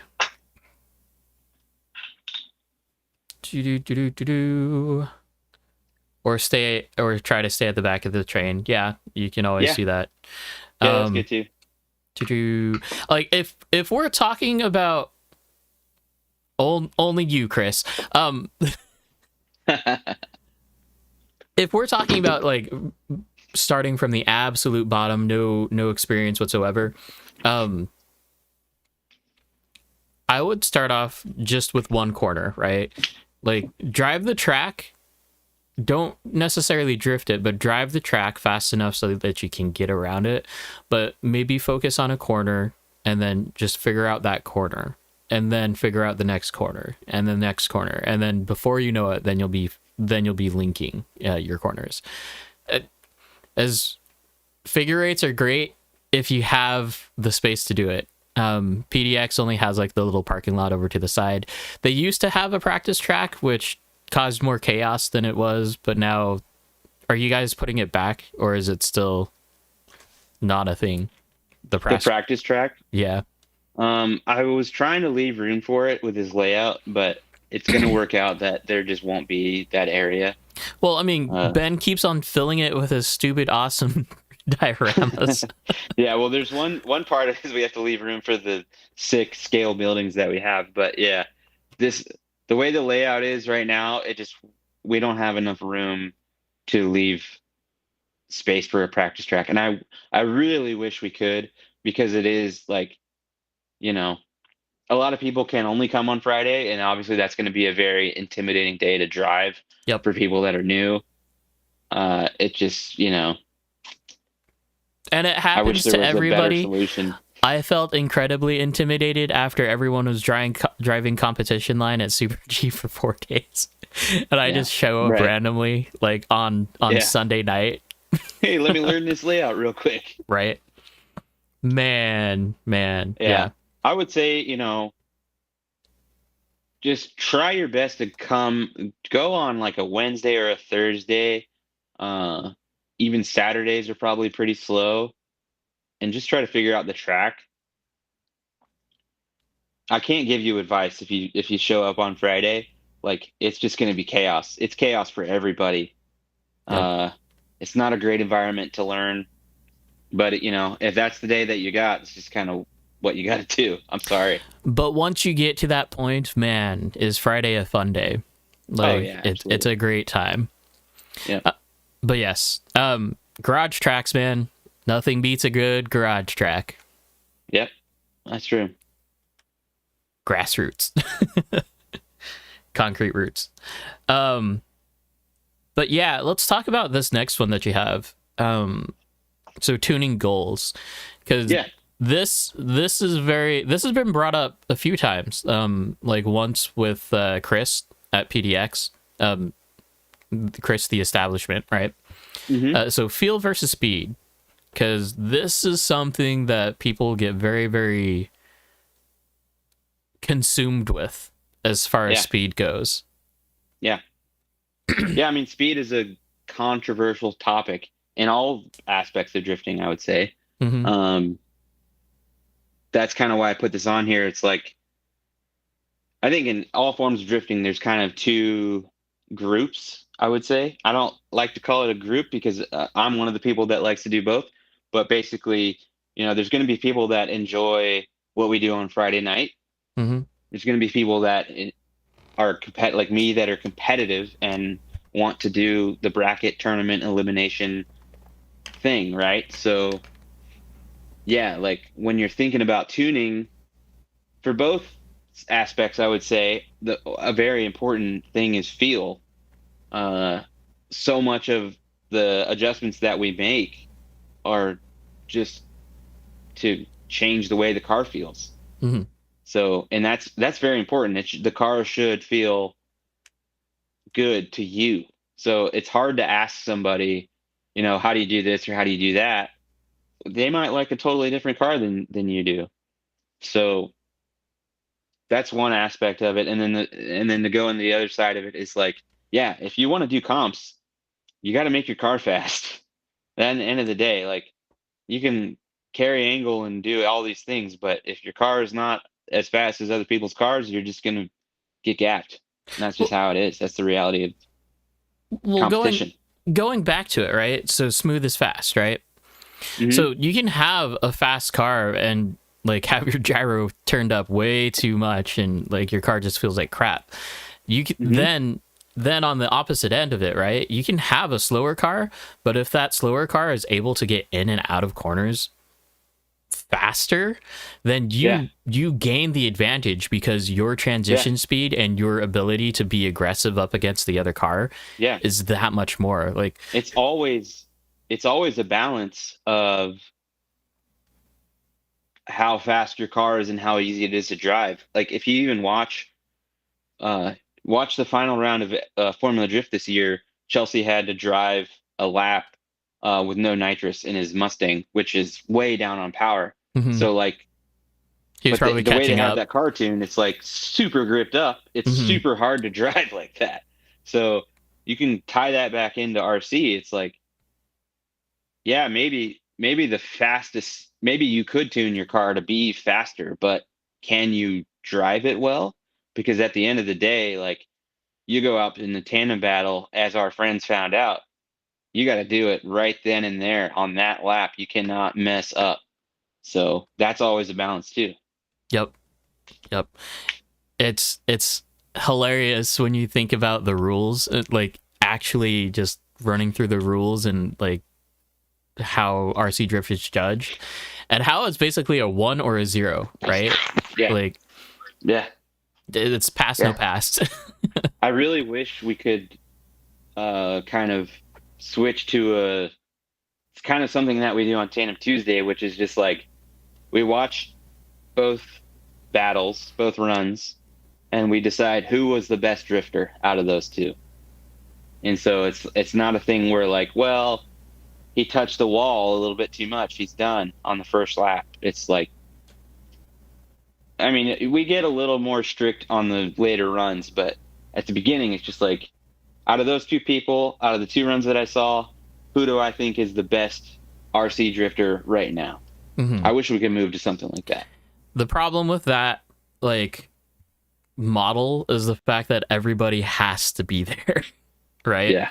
And then, like, later on in the competition, when you have like everybody else just wandering or just like chilling outside or doing whatever, then it's like, then you don't have the same audience, right? So yeah, we definitely struggle to have like everybody paying attention for every like, battle. Challenge.com has the ability to do public vote.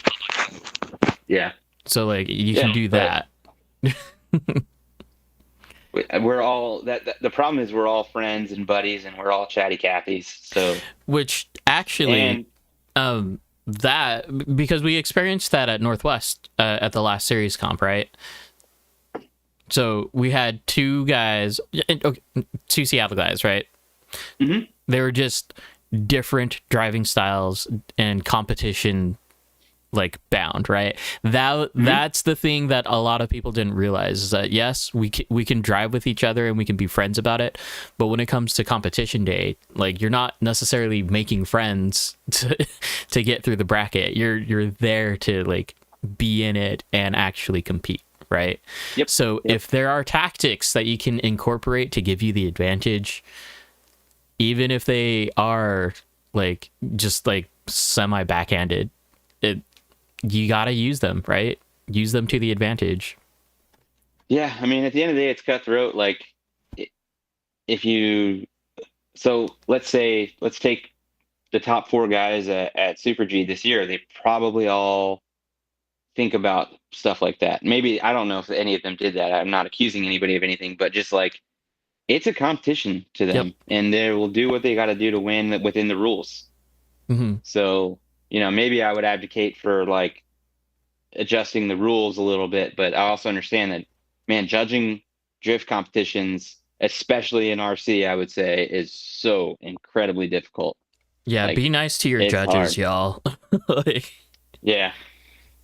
Like the only way that I can like that I'd even think about kind of settling that down for next competitions, like if it is a panel of 3 judges and going through that series process, make everyone judge, like have everyone judge at some point in time.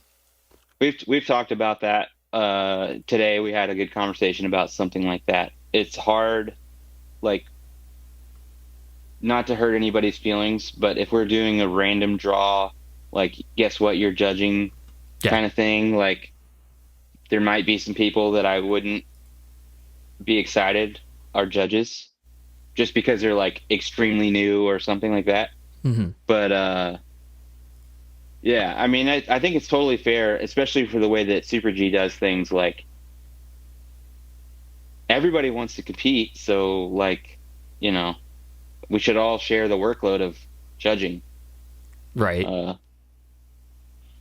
I do find it funny that the track organizers or the hosts basically also qualifies. So like I could have gone down and judged or driven, but then it's like I haven't driven competitively for like who knows how long. It's like that's a bad idea to me. Yeah, it would be hard for sure. Okay, so we're coming pretty close to the end of your topics here. You did bring up what important aspects of shock tuning. Yes. Yeah. But last week on CarX, you kind of brought up the I went off on that CarX session. Right. You basically brought up a topic of like, since all shocks are pretty much the same. Well, let's go back to that. What was the question? Well, my observation is that like the shocks that we use functionally, they do the same thing, and you can adjust all of them in the same way, which is kind of what I listed here. Like, so you can change the spring rate. Yep. You can change the viscosity of the oil. Yep. You can change the area of the piston holes. Mm-hmm. And, there's probably some woo-woo magic in the shape of a piston, but I won't even go there.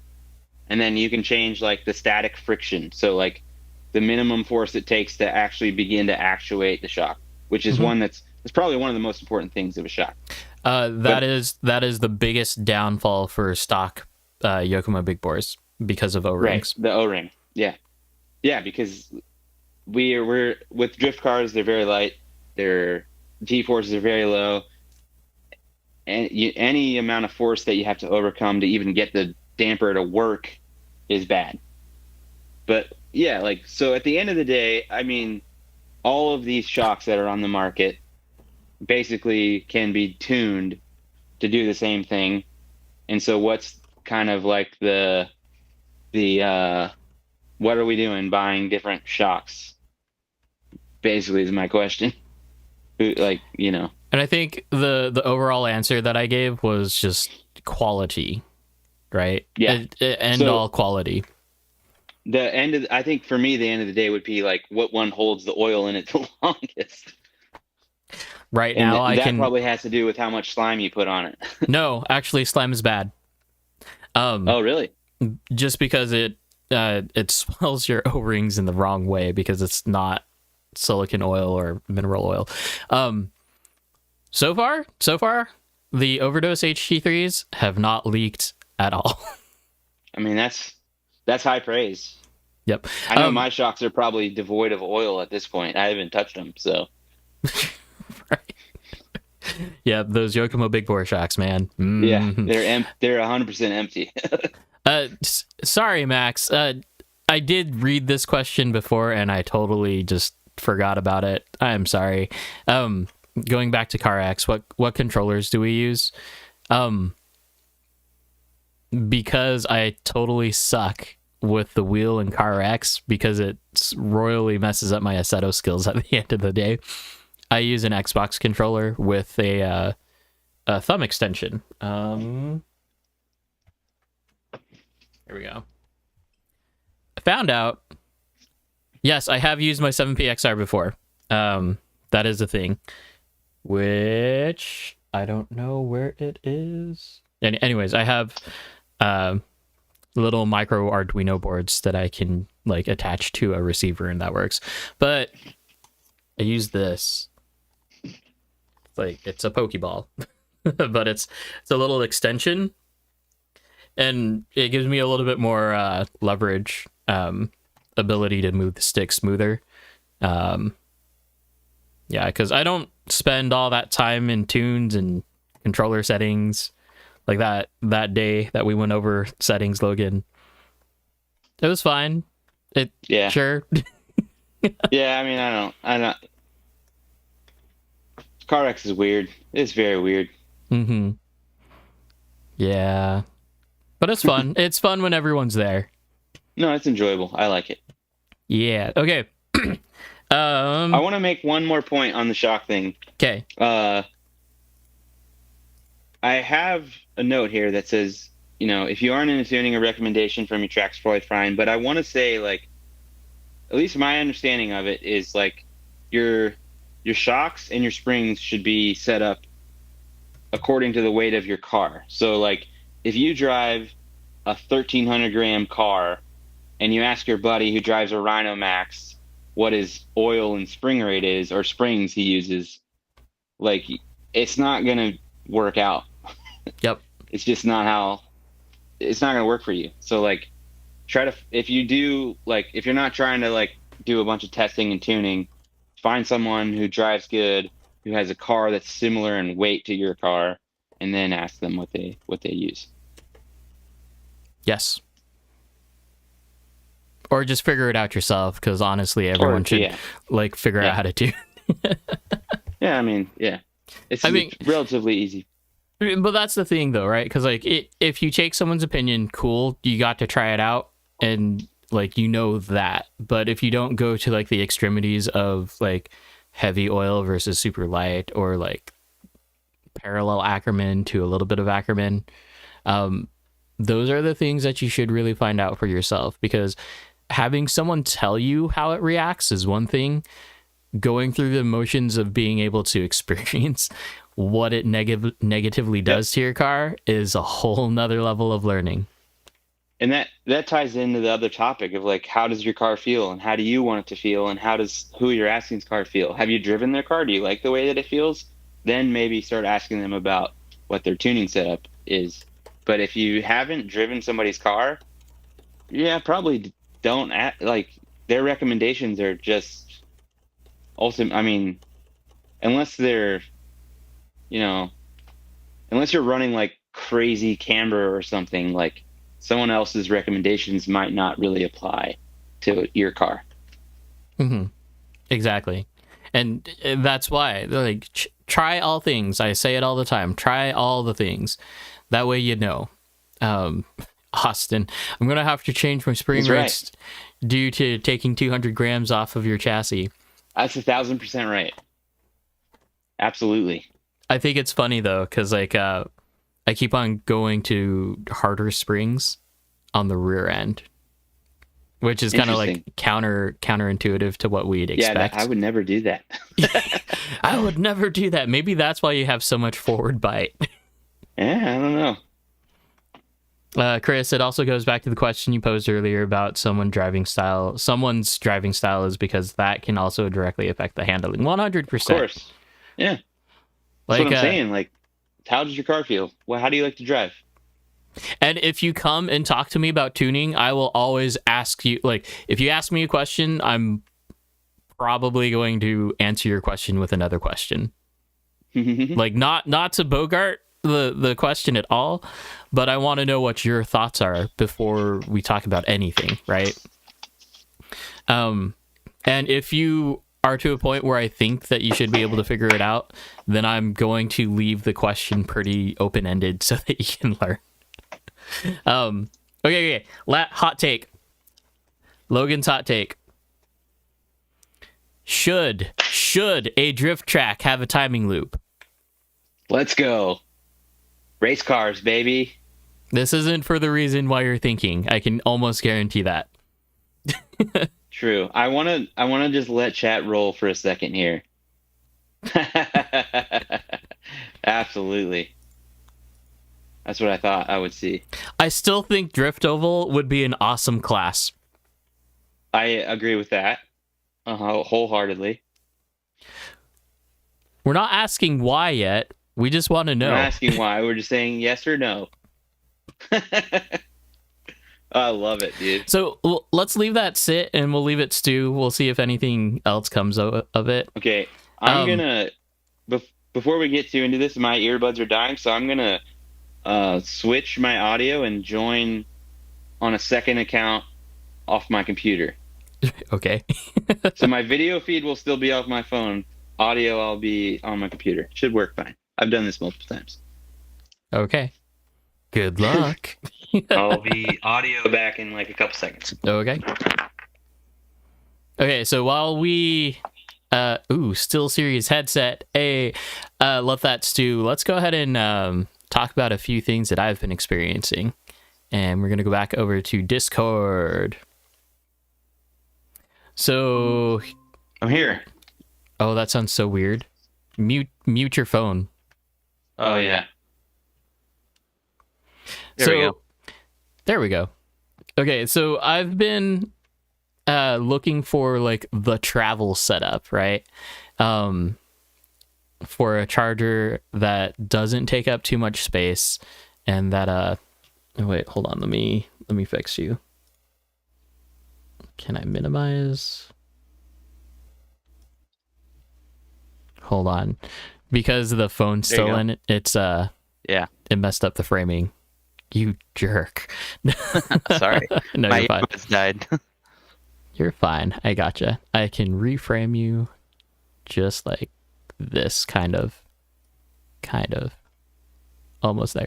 But yeah, like a travel setup. So I came across this setup, and it's a the brand name is My Toolkit or Toolkitrc, and it's a USB-C, so it can take power from USB-C or XT60 interface, and it can only go up to 5 amps, but like I don't need anything super duper, right?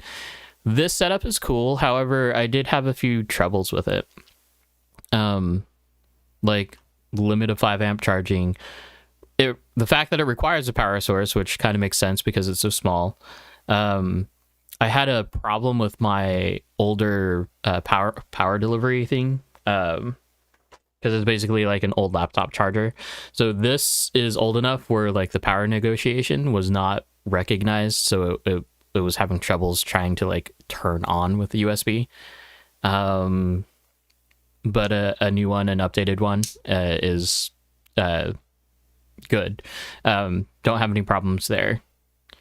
USB-C triggers. So because of you using a USB-C cable, it does trigger an amperage limit when you're looking at it, and it'll like come up as a little icon on the screen, but it still holds up to like the 5 amps of charging. So that's like, it's fine.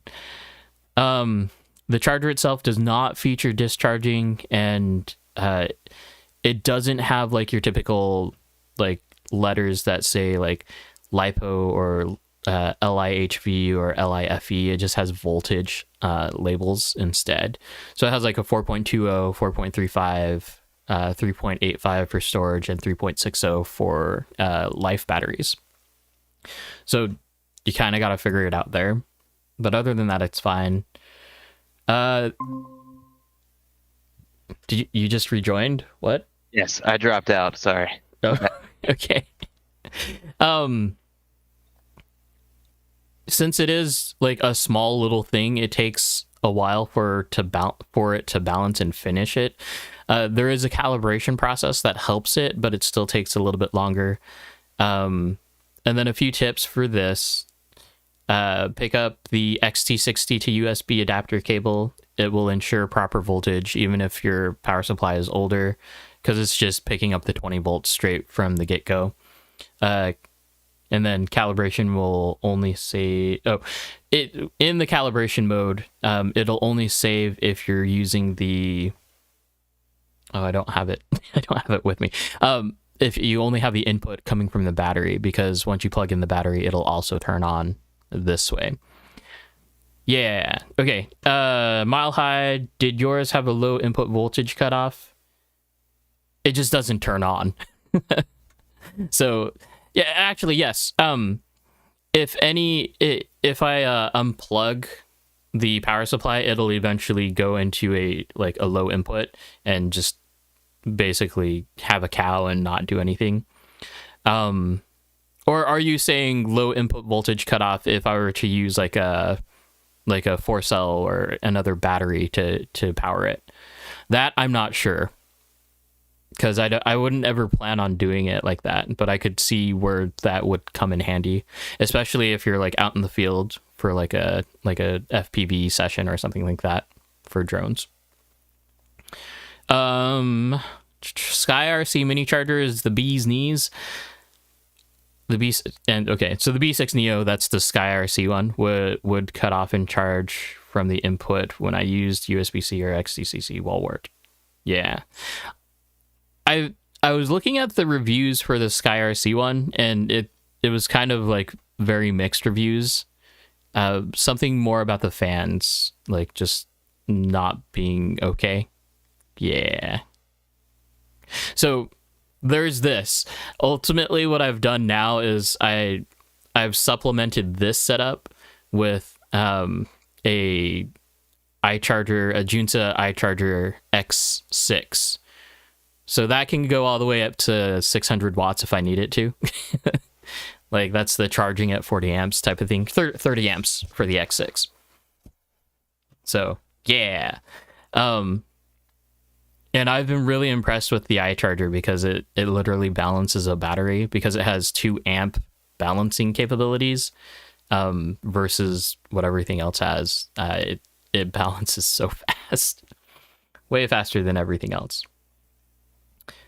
But yeah, so that is that. That's the Toolkitrc M4. It's a cool little like nifty thing. It is literally smaller than the 2-cell. It looks fancy. And then but on the side note, if you wanted dual charger capabilities, they have the M6D, which is basically the same size of the Gens Ace battery. A little bit thicker, but like that same form factor. And then if you wanted more amperage, then you go to the M7 or the M9 from Toolkitrc.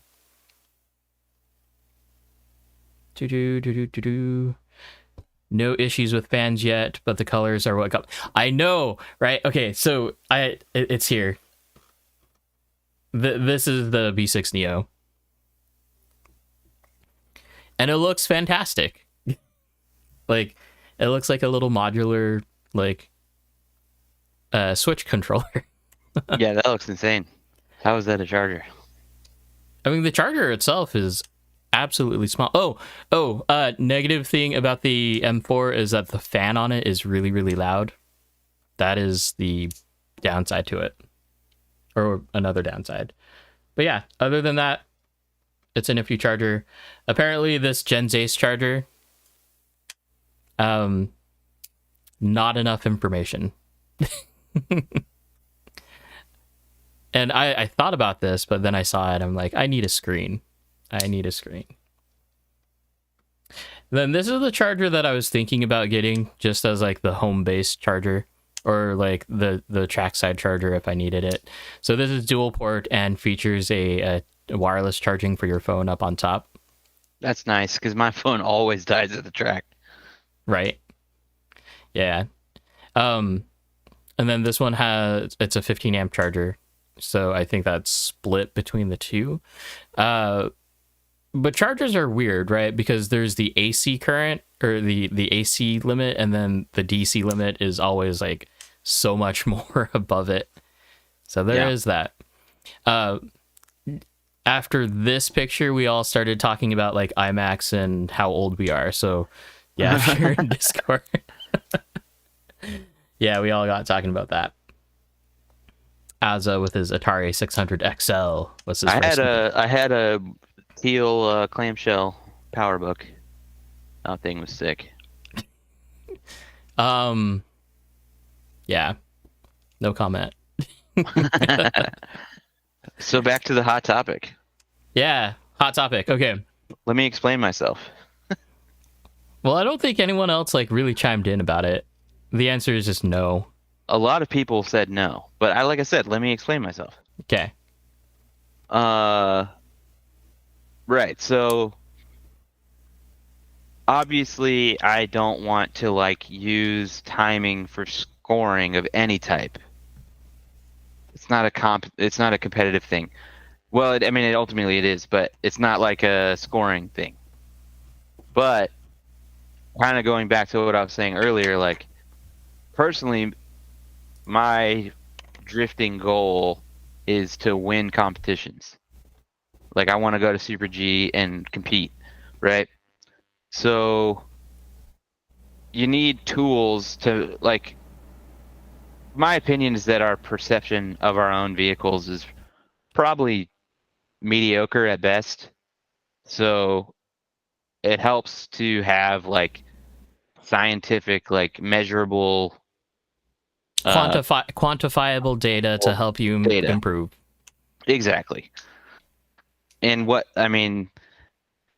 not that I am trying to drive a race line and like blow everybody out of the water, but if you're responsible, you're driving, the line that you want to drive, you make a change, you drive the same line.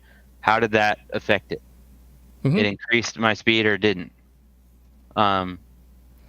Obviously there's like some technical details to work out, but like just point being like, can we time our laps?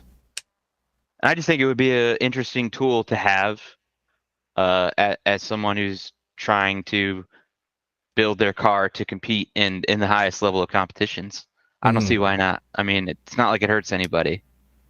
And it's not like you can be responsible and understand that like it's not a we're not going for lap time here. I mean, it would be kind of fun to do a timed thing, but that's beside the point. I think like one thing that you could pull from that specifically, more specifically, if it wasn't necessarily a lap, but kind of like how drag cars get like a 60 foot, right? Like they have their times for 60 foot, eighth mile, quarter mile, or what is it? 60 foot, 100 foot, eighth, and then a quarter. But like all of those like kind of mile markers, right?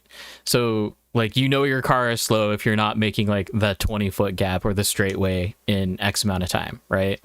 And that's where you need to work on, because you need to pull from other people's data, of course, to figure out what's normal. But at least that way, you would be able to see where your car stands in terms like a forward bite type of situation. Yeah, and seeing some of the chat, I'm not talking about like a timing loop that we have on the off-road track that beeps and tells you your time every time you go by. I'm talking about like something totally different where, it just records your lap time somewhere. In my head, it's like a website or an app that you can go back and look and see what your lap times were for that session. So, I mean, you'd have to do it by a No button press. transponder either. You'd have to do it by a button press, but any modern radio has that ability. I have ideas to not do button presses. I'm thinking more like QR codes would be interesting. QR codes. Yeah. I mean, let's just set up a timer. Like realistically, let's pop transponders in. Yeah, I mean, that would be the easiest way. I mean, probably not the cheapest, but oh no, transponders are like $100 these days. Yeah. I'm thinking of something I could make with an Arduino and a camera and put it on a website. It would be relatively cheap and fairly accurate. Thinking about that, not basically, because there's nothing basic about it. FPV, the way that they do timing is by the RF frequency that they're using for their video display. So the timing loop is actually triggered by that when like the transmitting power actually passes through that. So we could do that. Yeah. We could even use that timing system. Something like that. But I'm seeing more chats. Like what I'm envisioning is basically I could make a website for PDX Drift, and anyone that drives there could go make a little account. All it has is like your email address, and then it prints, like it gives you a QR code to use. You can print that, attach it to your vehicle however you want, and then you can just go sign in on the website and see what your lap times are. That's it. So how are we capturing times then?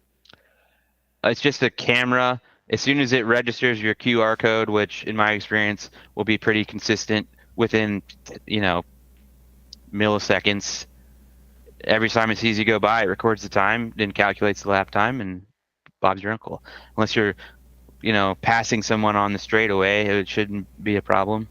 I think it'd be pretty accurate and easy.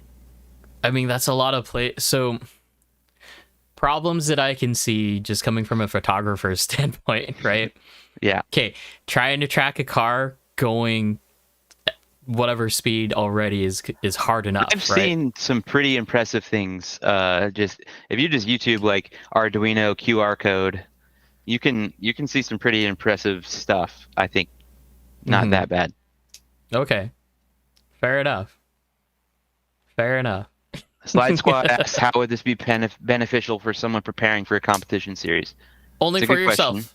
Only for yourself. It's all mainly for personal growth. I don't see this would be any beneficial for like actual competition. And the other part is that lap times for our cars are going to be what is it called? The deviation is going to be so big, right? Yeah. Just because we're sliding sideways instead of carving a line in a track, right? Absolutely. It's just a tool, and you have to, like any tool, you have to know how to use it responsibly. It's not like you can sit there and say, oh, I did a 45.3, my car's ready to rock or whatever. Like you have to learn how you're driving. You have to learn how to interpret the data that you receive for competition. If you have done things to your car and you're maintaining an angle that seems reasonable and it's faster, that's beneficial. At the end of the day, like, it's drifting and it's about style, but I hate to break it to anybody that does drifting, but speed matters. It just matters. Yep. Watch FD. It matters. I don't know how else to put it. Well, I mean, did you watch last week's stream?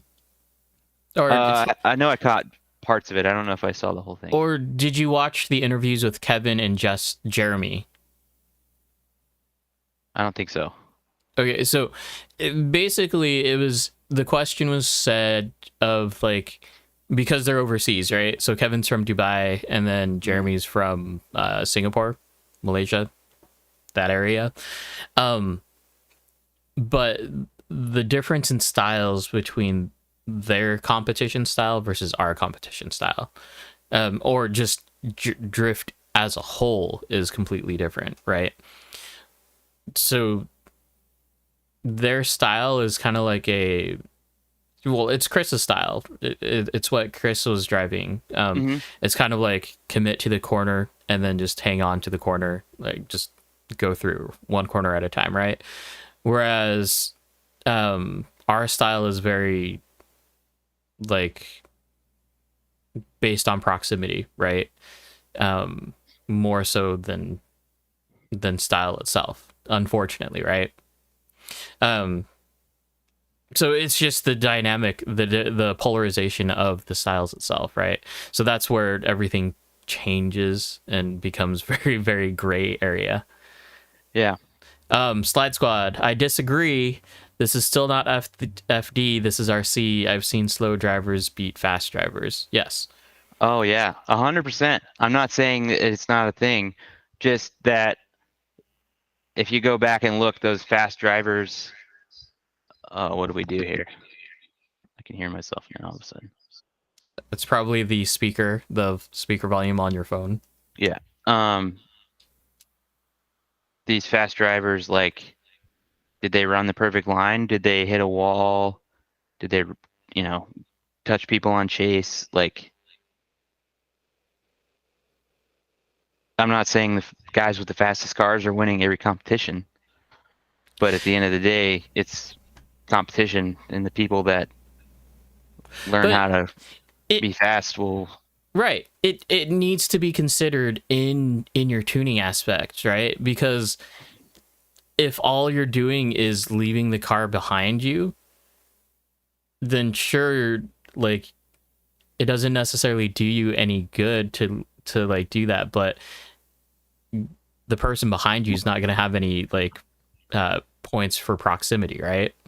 Mm-hmm. Yeah, like that's what it's all about. Along with time, what do you guys think about proximity meters? So at Super G, Kevin with GS Racing actually had proximity meters in terms of the clipping zones. If you were watching the competition, you noticed that they would only sometimes work. And for a reason. So I was talking to Kevin with GS Racing about it, and it's more about the idea of where they drive, they're mainly on lighter colored floors, and his sensors are infrared, and the floor at Super G is black. So everything was just getting soaked up. So next year he's gonna redesign them for either ultrasonics or laser metering, which will be cool. Then I don't know how he does it, but everything is going to be linked back to a computer so that he can see all the information, like just from a single place. It was an Arduino Uno board, so that was cool. He was like, anybody can use this. Anybody has like access to this. I'm like, that's cool. Is there anywhere that we can get the sketch, the coding for it? I was like, oh no, you have to do that yourself. Like, okay, that's fair. That's fine. I'm seeing a chat of I just seen new drivers worry about speed too much. Yep. Yeah, of course. Yeah, absolutely. I mean, there is the card, or like there is the where you can say that as long as you're faster, then all you have to do is be able to drive behind the car, right? But that's all in a balance too, because if you're too fast, you can't drive behind the slower car. For sure. Yeah. And I've seen that that's taken me out in competition before, and that's taken out a lot of other people out in competition for. And you can totally see that sucks. happening especially if you end up in the lower brackets of Super G. But, at the end of the day, when you get to that final round, it's probably going to be against a Californian, and they're probably going to be pretty fast. I don't know. It just seems like my experience with any competition. Well, home track advantage, right? Yeah. I mean, yeah, they're there all the time. But at the same time, if you look like William from Team Elite Drift, like he was up there. He was battling it, and he had next to no time on that track. And he just put together his MD2. Like right. so many unknown factors for him, and yet he still put up a great fight. Yeah. All the way up until the end. Let's see. Brown Rose. I liked having the proximity meters on the track at Super G. I didn't like how they made such a point to say, don't look at them. They are just got the judges kind of mixed signals. Yeah, I can see that. FD lights, anyone make them?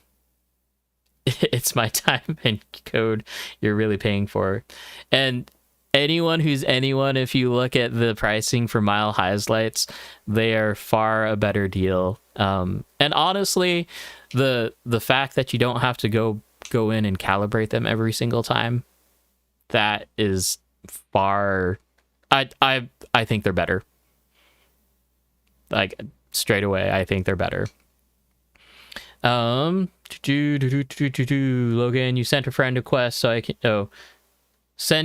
Chris sent you a friend request. I feel like I must be friends with him already, but I don't have a friend request. Slide Squad. Fast guys can't drive behind slower guys. Slide Squad, come to Arizona. The Cali guys say we're fast. Hey, born and raised, buddy. I'll be there. Probably around Thanksgiving. Well, so I think it's funny because, like, whenever I was paying attention to like the Super G tire changes and whatnot, it was always like, oh, this tire's too fast, this tire's too fast, this tire's too fast, right? And then I go down there, show and drive the spec tires. I'm like, wait, this pretty much has just as much grip as PDX does. Not as much, but like it's there. I'm like, this isn't slow at all. But hey, it was a good consistent tire, that is for sure. Were FD lights not allowed at SDC? I didn't see anyone running them. So my guess is that they were probably seen as an obstruction or an interference type of thing, which they kind of are if you're not used to it. I know that I've annoyed a few people at PDX every so often. They're very bright. Austin has them as well. Mm-hmm. And So Austin doesn't have any tint on his windows. Mine are at least like semi-subdued by it, but they're still bright. Which, talking with Mile High, that should all be adjustable, I believe, in the future revisions. So, like I said before, I'm excited to see it. I would advocate for more inertia-based lights than input. But that one's hard though, like inertia based. Oh yeah, it's cool, and actually there is a backfire unit that does function off of inertia already. Mm-hmm. Yeah, you have mercury switches and stuff, but yeah, software, it's hard. It's very hard. Daniel from HT has bright lights too. Yeah. Wait, from HT. Oh, Hobbytown. That Daniel. Yeah. Yeah, but he, like, those are his lights. Those are just bright lights. That's all. Adjustable and have calibration that is savable. The gyro base one is stupid frustrating. Honestly, I don't have a problem with it. And my fix for it now is just changing my radio to a different model instead of turning off my radio completely, letting it calibrate, and then it's fine. So there's ways around it. But yes, the next version will be fun. It'll be cool. So it's been a long stream, Logan. It was fun. I had a good time. It's a good, yeah, totally. This has been a good stream. The chat has been very, very interactive, so that's awesome. Yeah. I like to spice it up, you know? Like I said, this is the most that we've seen Roast My Rig, like actually active. So Perfect, this is great. because I actually want to roast, so it's good. I'm glad you do, because I'm more appreciative of just what everyone's doing. It's probably my problem. At the end of the day, everybody's just, you know, building with what they got. It's just fun to have a little fun, you know? It's not too serious. Mm-hmm. We didn't even, do you want to talk about track surfaces and then the whole Discord thing from Azza? Yeah. I mean, I got time. I'm not doing anything. Okay. I will warn you, we might lose my video feed here. Do you not have a charger for your phone? Oh, it's plugged in, so I'm a little confused, but it seems to be dying. But I'll still be in audio, and you can just make the whole screen your face. No, that's horrible. Okay, so let's hit these out of the park then. I put it in the general. Okay. So here we go. We're going to go back to this window. So we're going to talk about track surfaces. As of, I think it was Az's topic that he brought up. Or someone brought it up. Let's find out who. And it was what are the elements that make a good track? So I'll save that for a little bit here. Okay, anyway, back to the picture. This is what PDX Underground showed before today. This is what I was drifting on last night. As you can see, I'm super glad Justin posted that. You can still see basically the track outline for where we were going, right? Yep, you can see exactly how it was set up. And this is what it looks like now.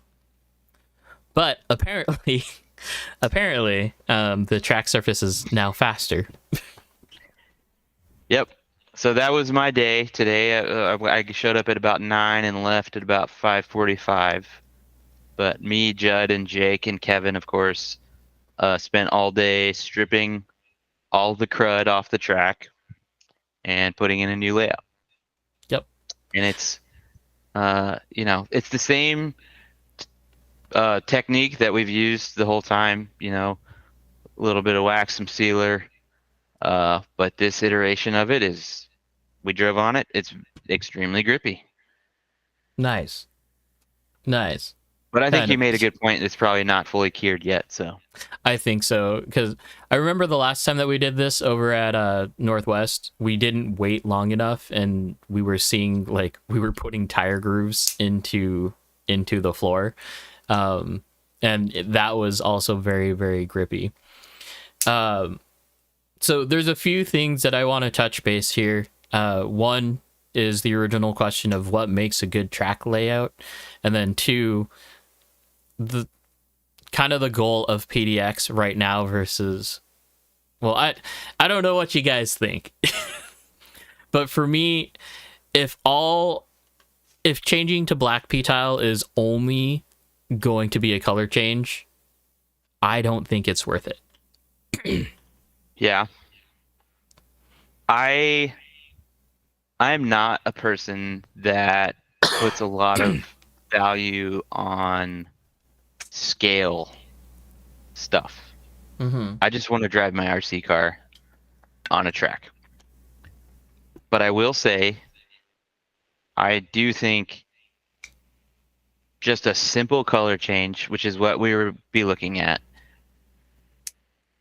will just improve everyone's experience, just because it's like somewhat realistic. Because it's new. Not even the newness, just the different color. I think that white tile, it's pretty rough. It's been used in that building for a long time. It's kind of yellowed, and it's just so opposite of what you would see on an actual road that it's kind of shocking. It's like, oh, this is weird. I'm driving a car on like a white surface. I mean, that's fair, right? That is fair. One thing, Mile High, they're not buying the JDMP tile. We are not. Too expensive. And so it's just black. Just black. Literally the same tile, just black. Mm-hmm. Which, yeah. I think the only... I have spicy opinions about that too, by the way. Well, that it's just black? Well, about wanting the JDM tile. About being for it or against it? Against it. After driving Super Gs, I don't think it's a big enough jump to actually justify a cost, like the increase in cost of transport and like just the consistency. Like, albeit the track was super consistent, but this can be just as consistent. It just needs to be taken care of. So does Super G's track. Like, yeah, my take is it's a common theme in the whole drift paradigm of like, it's what they do in Japan, so it's what we should do here. But it's not what they do in Japan. Right. It's just I have respect for where the sport came from, and we need to not forget that and pay our dues where they're needed. But like, we're talking about industrial flooring. Mm-hmm. We don't need Japanese tile. It's a little ridiculous. It's kind of like, millionaires that have to buy tile from Italy kind of deal to me. Mm-hmm. Like, make it black so that it looks like a road, but at the end of the day, like, why? Who cares? Yeah. Whatever. Actually, a good track to look at right now, Victory Hobbies over in Nebraska, Rob Nick's territory. That track looks really, really good. It is black, but they did the edging. They made it look the part, so it looks really clean. Yeah, I think that's really. I talked with Jake today. Like, a lot of it is just like the contrast aspect. So on this track, we put down yellow tape. It's a little hard to see, but if we had black tile, we could put down white tape, and it would be high contrast. Same with the walls. It'd be a little more easier to reference. I mean, we have the opposite now, black walls, white track, but the yellow tape gets a little weird. The zones get weird with the white. I think the white reflects more. New person in chat, FPS RC Drift. We have Japanese P-Tile at my local track, Slide House UK, and it draws people to come drive. Yeah. I mean, that makes sense. I think that's a side effect of kind of what I was talking about, is like, again, I don't want to disrespect the origin of the sport. Like, we always have to remember where it came from and why we do what we do, and respect the people that created it. But we don't have to put everything that has happened there on a pedestal, like what industrial flooring they chose that was available to them. Like, I bet if you asked Japanese track owners why they chose that tile, it was probably something along the lines of like, that's what they had, that was black. That's if they have it. Like, there are so many tracks that are there that are just concrete, that are just asphalt. Yeah, exactly. My whole thing about it is that everyone is so hyped up on P-Tile that no one puts enough appreciation. And like, Northwest is concrete, right? Polished-ish concrete type of thing. It's like ground concrete, I would call it. Yeah, but it's like, pretty slick. what about all the tracks that happen outside? Like the people that go out to like the basketball courts or just like the gazebos, RCFC, right? Mhm. They're moving around doing their Yeah, thing. they're on a basketball court. Why are people just not appreciative for the surface that they have?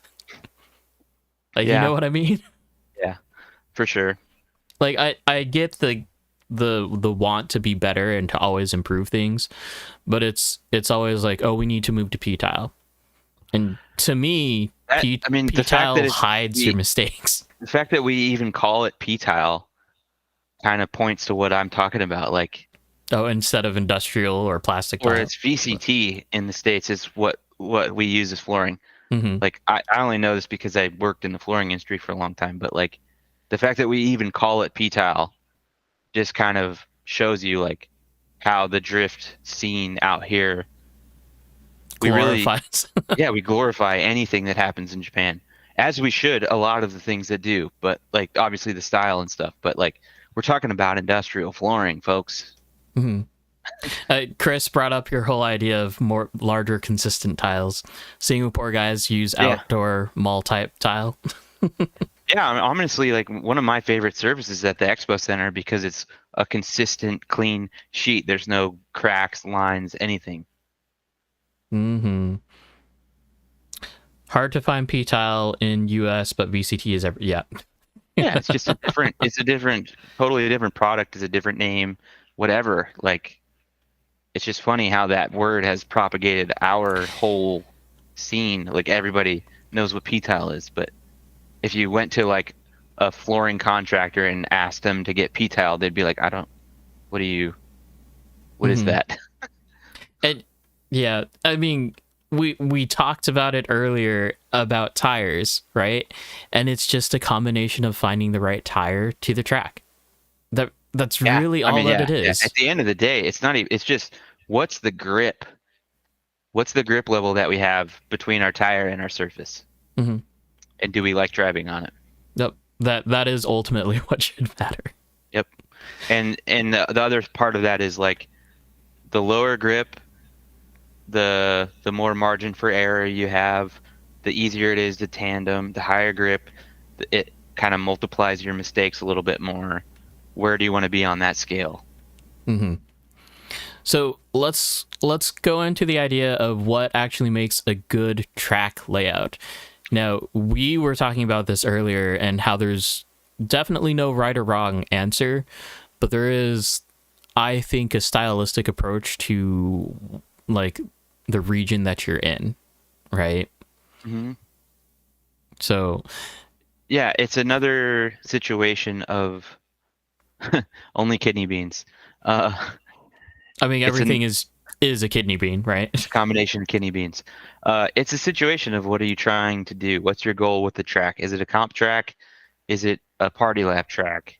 Track is track. Do you want to test skill, or do you want everyone to be able to hop in a train? It's you have to ask yourself what your goal is. So everybody's ideal track is different. Mm-hmm. So let's focus on PDX right now, because I think you guys are shifting into the idea that competition is going to be a thing even more so than just Tandem Tuesdays, right? Yeah, and that is true. We are going to have at least one kind of competition series before the next round of Super G stuff starts. Mm-hmm. So the things that I have a problem with the current track, and sorry for jumping ship right here, for Northwest right now, is the lack of pass through. Because like if you have a track where it's all tight and technical, but there's no exit or there's no way to get to the other part of the track without taking a long time, right? Or there's no easy way to catch up, right? Yep. And that itself kind of makes a big bummer. Like it's like, oh, I see this group of guys that are tandeming. I want to be with them, but I can't because I'm on the wrong side of the track. Yep. Because I made one mistake, and now I have to sit here until they come back around. Mm-hmm. So pass through is a critical key for me, or just having the areas where you can do that. I agree. Other than that, the world is your oyster. Yeah, I mean it depends on what people like. So the current layout we just installed um, has a couple things going for it. It has a couple things working against it. Do we have a picture of it, or is it like under wraps? No, it's on under wraps. We probably don't have a good photo that you can see it. I'm scrolling through PDX chat. Yeah, that would be the only place that has it. Jake, help me out. Okay. I think I got one, and it's a great reason why I guess switching to black would make sense. I can share the drawing with you too. Right, exactly. Right, like where are those lines at? Yeah, this is why black. Like I can agree with that, right? Because all I can see is the straightway across the front. So we've got sweeper across the front. That's all I see. I got the layout. I'll post it. At least the drawing. Black tape would be ideal. Well, I mean, but barriers are going to be put up, so like there's that. I gotta move a cable real quick. This is where my phone probably dies. Okay. So this layout has one aspect that I love a lot and a couple that I don't love a lot. But our focus on this one was just for that first turn to be really fun. So that's going to be the bottom left corner. That corner that goes all the way around I've driven it. It's very fun. Bottom left. Oh, okay. Gotcha. So, yeah, this corner. Yeah, big sweeper. You come from the straightaway on the right into a huge sweeper with a little bit of a, it's not quite a hairpin, and then you go down. My issue with this track is that there are two straights that you have to manji. Yes. So that would be something I would say that's not in an ideal track. No manjis. But I mean, but what we wanted to Super G, right? Accomplish for this, it was just kind of like necessary. And but it's nothing that's not addressable, right? Because you can just do a no drive zone, right? And just like segment the track out so that you can see where the transition needs to happen. Opposite way, Adam. Okay. So we're going this way? Nope. Yes, wait. I'm looking at the wrong screen here. So the bottom lane goes from right to left. Goes from right to left. Yeah. Okay. Yeah, so like in an ideal world, looking at chat, in an ideal world on a track that I made, there would be no manjis, but in the reality of like space that we have, there's manjis. There's two manjis. And it's not that bad. I think they're fine, but it is part of that thing where like this track, having driven a lot of people's cars at PDX, this track will challenge the way that people's cars are set up because it requires the ability to steer with the front of the car, like with your steering wheel. A lot of people's cars are more set up to rotate about adding throttle. Yes. So I think what initially threw me off already is the fact that this track goes clockwise. Yeah. And it's because we've made that comment before. It's like, why do all of our tracks go counterclockwise to begin with? Yeah. And I don't know. So the intention is clockwise, and really it's literally just to make that first turn, and then the rest of it is just like filling out the space and not having a super sharp hairpin, which we've had two of in the last layout, and I enjoy them, but it catches a lot of people out. So I was just trying to like have this flow a little smoother and be a little bit easier to drive, I would say. Yeah, totally. Basically, I guess a criticism that happened a while back ago was just making sure that if you're going into a clipping point or in and out of a clipping point, that there is enough space for transition so that you can enter into the next clipping point without any harm. Yeah, and that's kind of what we ran into with this, especially in the format that you're seeing it here, is basically those two straights at first weren't long enough to really do a manji, but they were kind of between linking the whole straight. So tomorrow morning I'm going back and I'm going to pull the two turns on the very right side way further back so that in the straights, the two shorter straights, you have room to do a full manji, and then it actually works out really well to carry speed into that huge sweeper, because that is a very big radius turn, and actually, like, I was throwing it into that as hard as I could full throttle and still was coming up short. So you need speed for that turn, especially as grippy as it is now. We'll see how it works out once it cures. But there was a comment a while back ago, basically 72 hours and it'll be fine. yeah, hopefully. Yeah, hopefully it'll be fine. Like if we were to like just clean our P-tile or our flooring, whatever we want to call it now, over at Northwest, it would be fine. You should show the picture I posted in the chat earlier of the difference between like cleaned and not cleaned. Oh, what I was showing earlier? Just this one? No. I'll find it. Oh, like the actual like stark contrast of it? Yeah. Okay. Yeah. Okay. Now that I know what I'm looking for.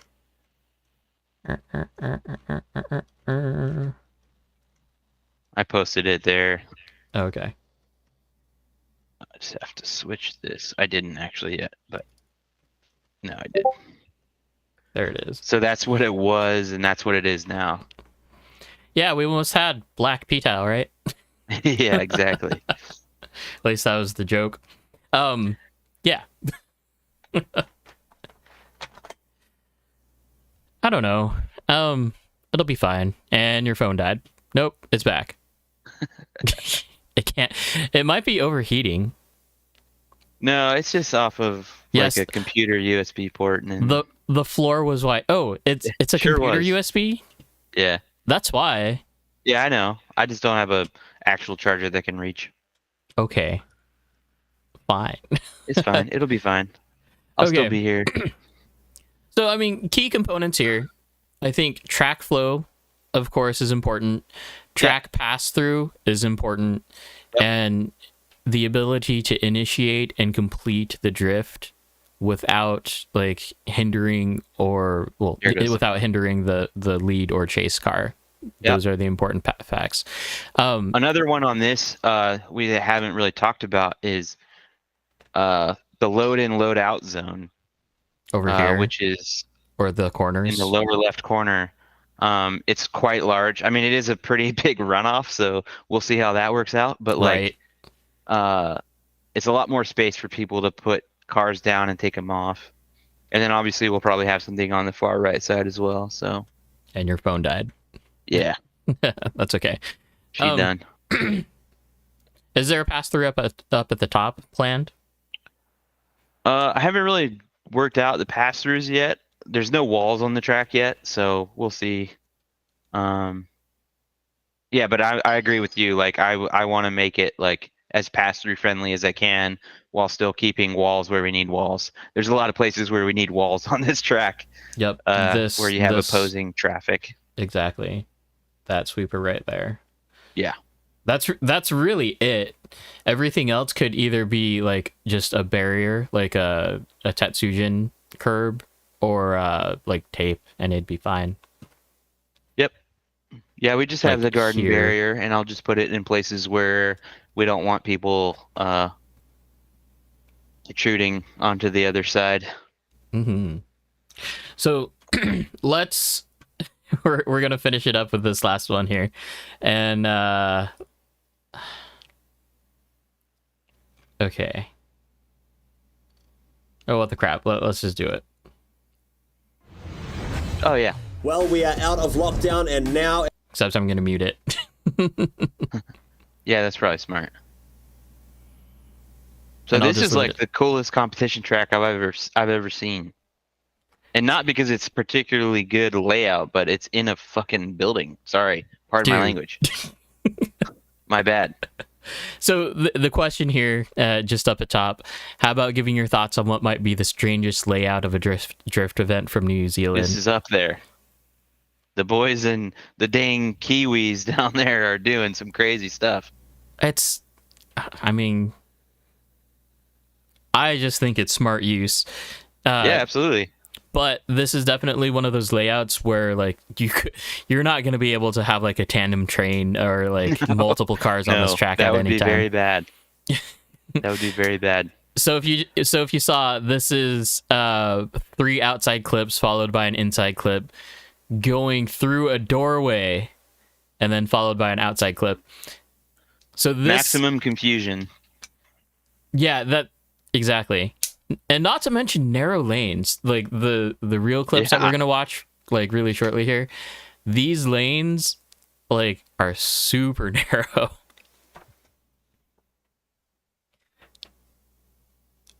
But I would think say, this is cool.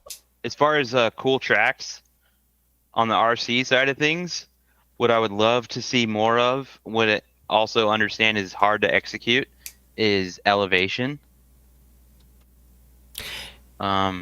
It's not hard to execute. I would say it's just trying to figure out the well, I guess that would make it hard. Just whatever material that you want to use for the for the elevation going up. Yeah, that makes sense. Going down so is that the you easy can make part. it up. Yeah. I would just like to see, you see this in off-road, but some banked wall rides or stuff here and there would be a lot more interesting. We did a little excursion onto the off-road track in our drift cars when they had the wall ride up. And that was one of the most fun features to drive. I think it's funny because like it seems like everything that's happening at PDX, that's like I've already been through, right? Of course. I mean, yeah, your home track is like RC Mecca was for a while, at least as far as the facilities. Oh, I'm not even talking about Northwest. I'm talking about before that. Jeez. I had built a wall ride over at Sanium Hobbies. It was it was 8 feet tall. Jeez. And just followed a natural curb. And yeah, it was good. I think, yeah, I haven't done it yet, but I would love to take my car to like a skate park or something and just ride a bowl, and that seems like so much fun. Yeah, brown roads. Yeah, everything comes back around. Yeah, 100%. Like the whole rev limiting thing with which originally came from like the Sanwa electronics. Yeah, that it's come around. Okay, so we're going to take a look at the actual like competition clips of this track.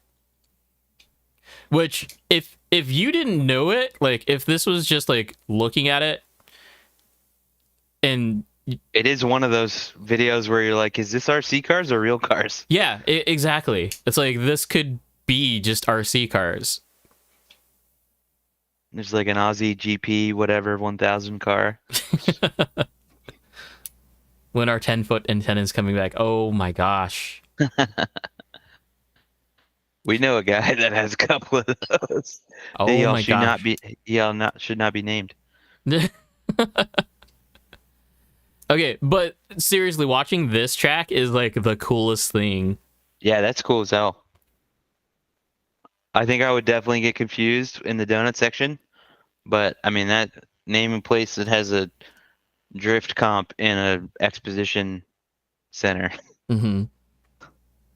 But so many lost bumpers. Like, yeah, it's funny. Like you can tell how little grip there is because of how little tire smoke there is. Mm-hmm. And then I think the clips are coming up here. Like there's one transition where there's one transition. There's like a passenger. Well, no, that like basically it's almost like a guaranteed T-bone. Oh yeah. Like there's so many see like jeez. No, that's the coolest competition track I've ever seen. What I'm curious is how do they clean up all the rubber? Right. See, just like all the random spin out here. Now, what were we calling this? Just the most interesting. What was the question? Strangest layout. I don't think this is strange. For 2 cars, I think this is fine. This is not okay if it was going to be a circuit. That's for sure. No way. That's kind of that. I'll leave it at that. Rubber buffs out with shopping bags. Good to know. I don't know if I'm supposed to take that seriously or not. One of the questions you forgot to ask me or didn't come up in the bag interview was how I got into this. And I have to say it's because I can't afford real drifting. So I don't know anything about actual drift cars. I mean, I have my dreaming knowledge, but yeah. Play a lot of Assetto in Forza. That's a problem right there. Drifting in Forza is not okay. Assetto, we still need to do an Assetto day. So We should do an Assetto day. yeah. We keep talking about it. Yeah. Car X, you guys, how about we plan that tomorrow after I get home? So I think like time that I said was around like 7-ish. What time are you guys going to be home from the track at PDX? I don't know. I probably won't get there until like 11 or so. And it'll take me a couple hours to finish, and then I do want to drive a little bit, but I'm not trying to be there all day again. Right. So I do have a voice channel in in the Discord, so just hop on there. If you're there first, then just post the room. If not, then I'll post the room code, and we'll have a good day. And we'll just do things. Let's see, what else do we got just to finish off chat here? Looks like those 1-to-1 guys don't like polished concrete as much as we do. Definitely not. Mile High, seriously, doubt for this event. Even though, what?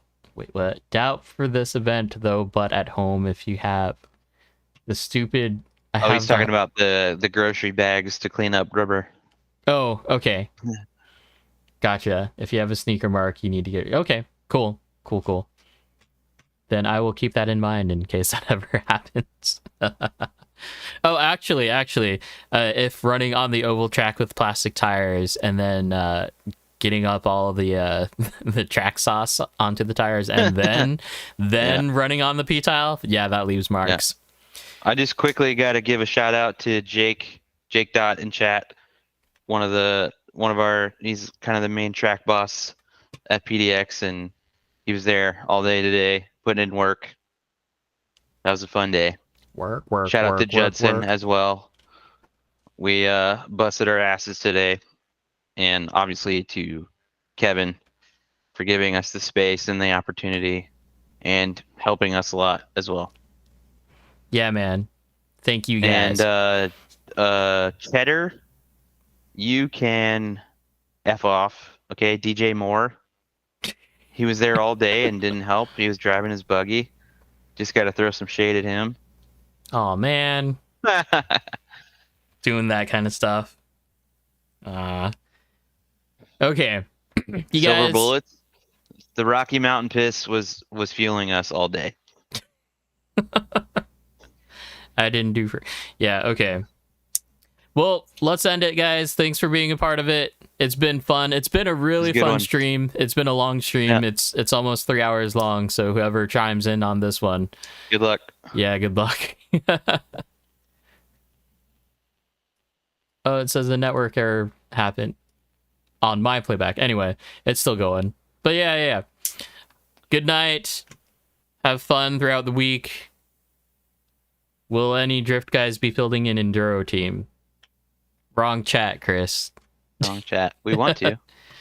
If you guys come to Arizona... I'm coming. Yeah. Born and raised, dude. I grew up on 35th and Peoria. I'll be there after Thanksgiving. I'm coming by whatever shops you guys got. Cool.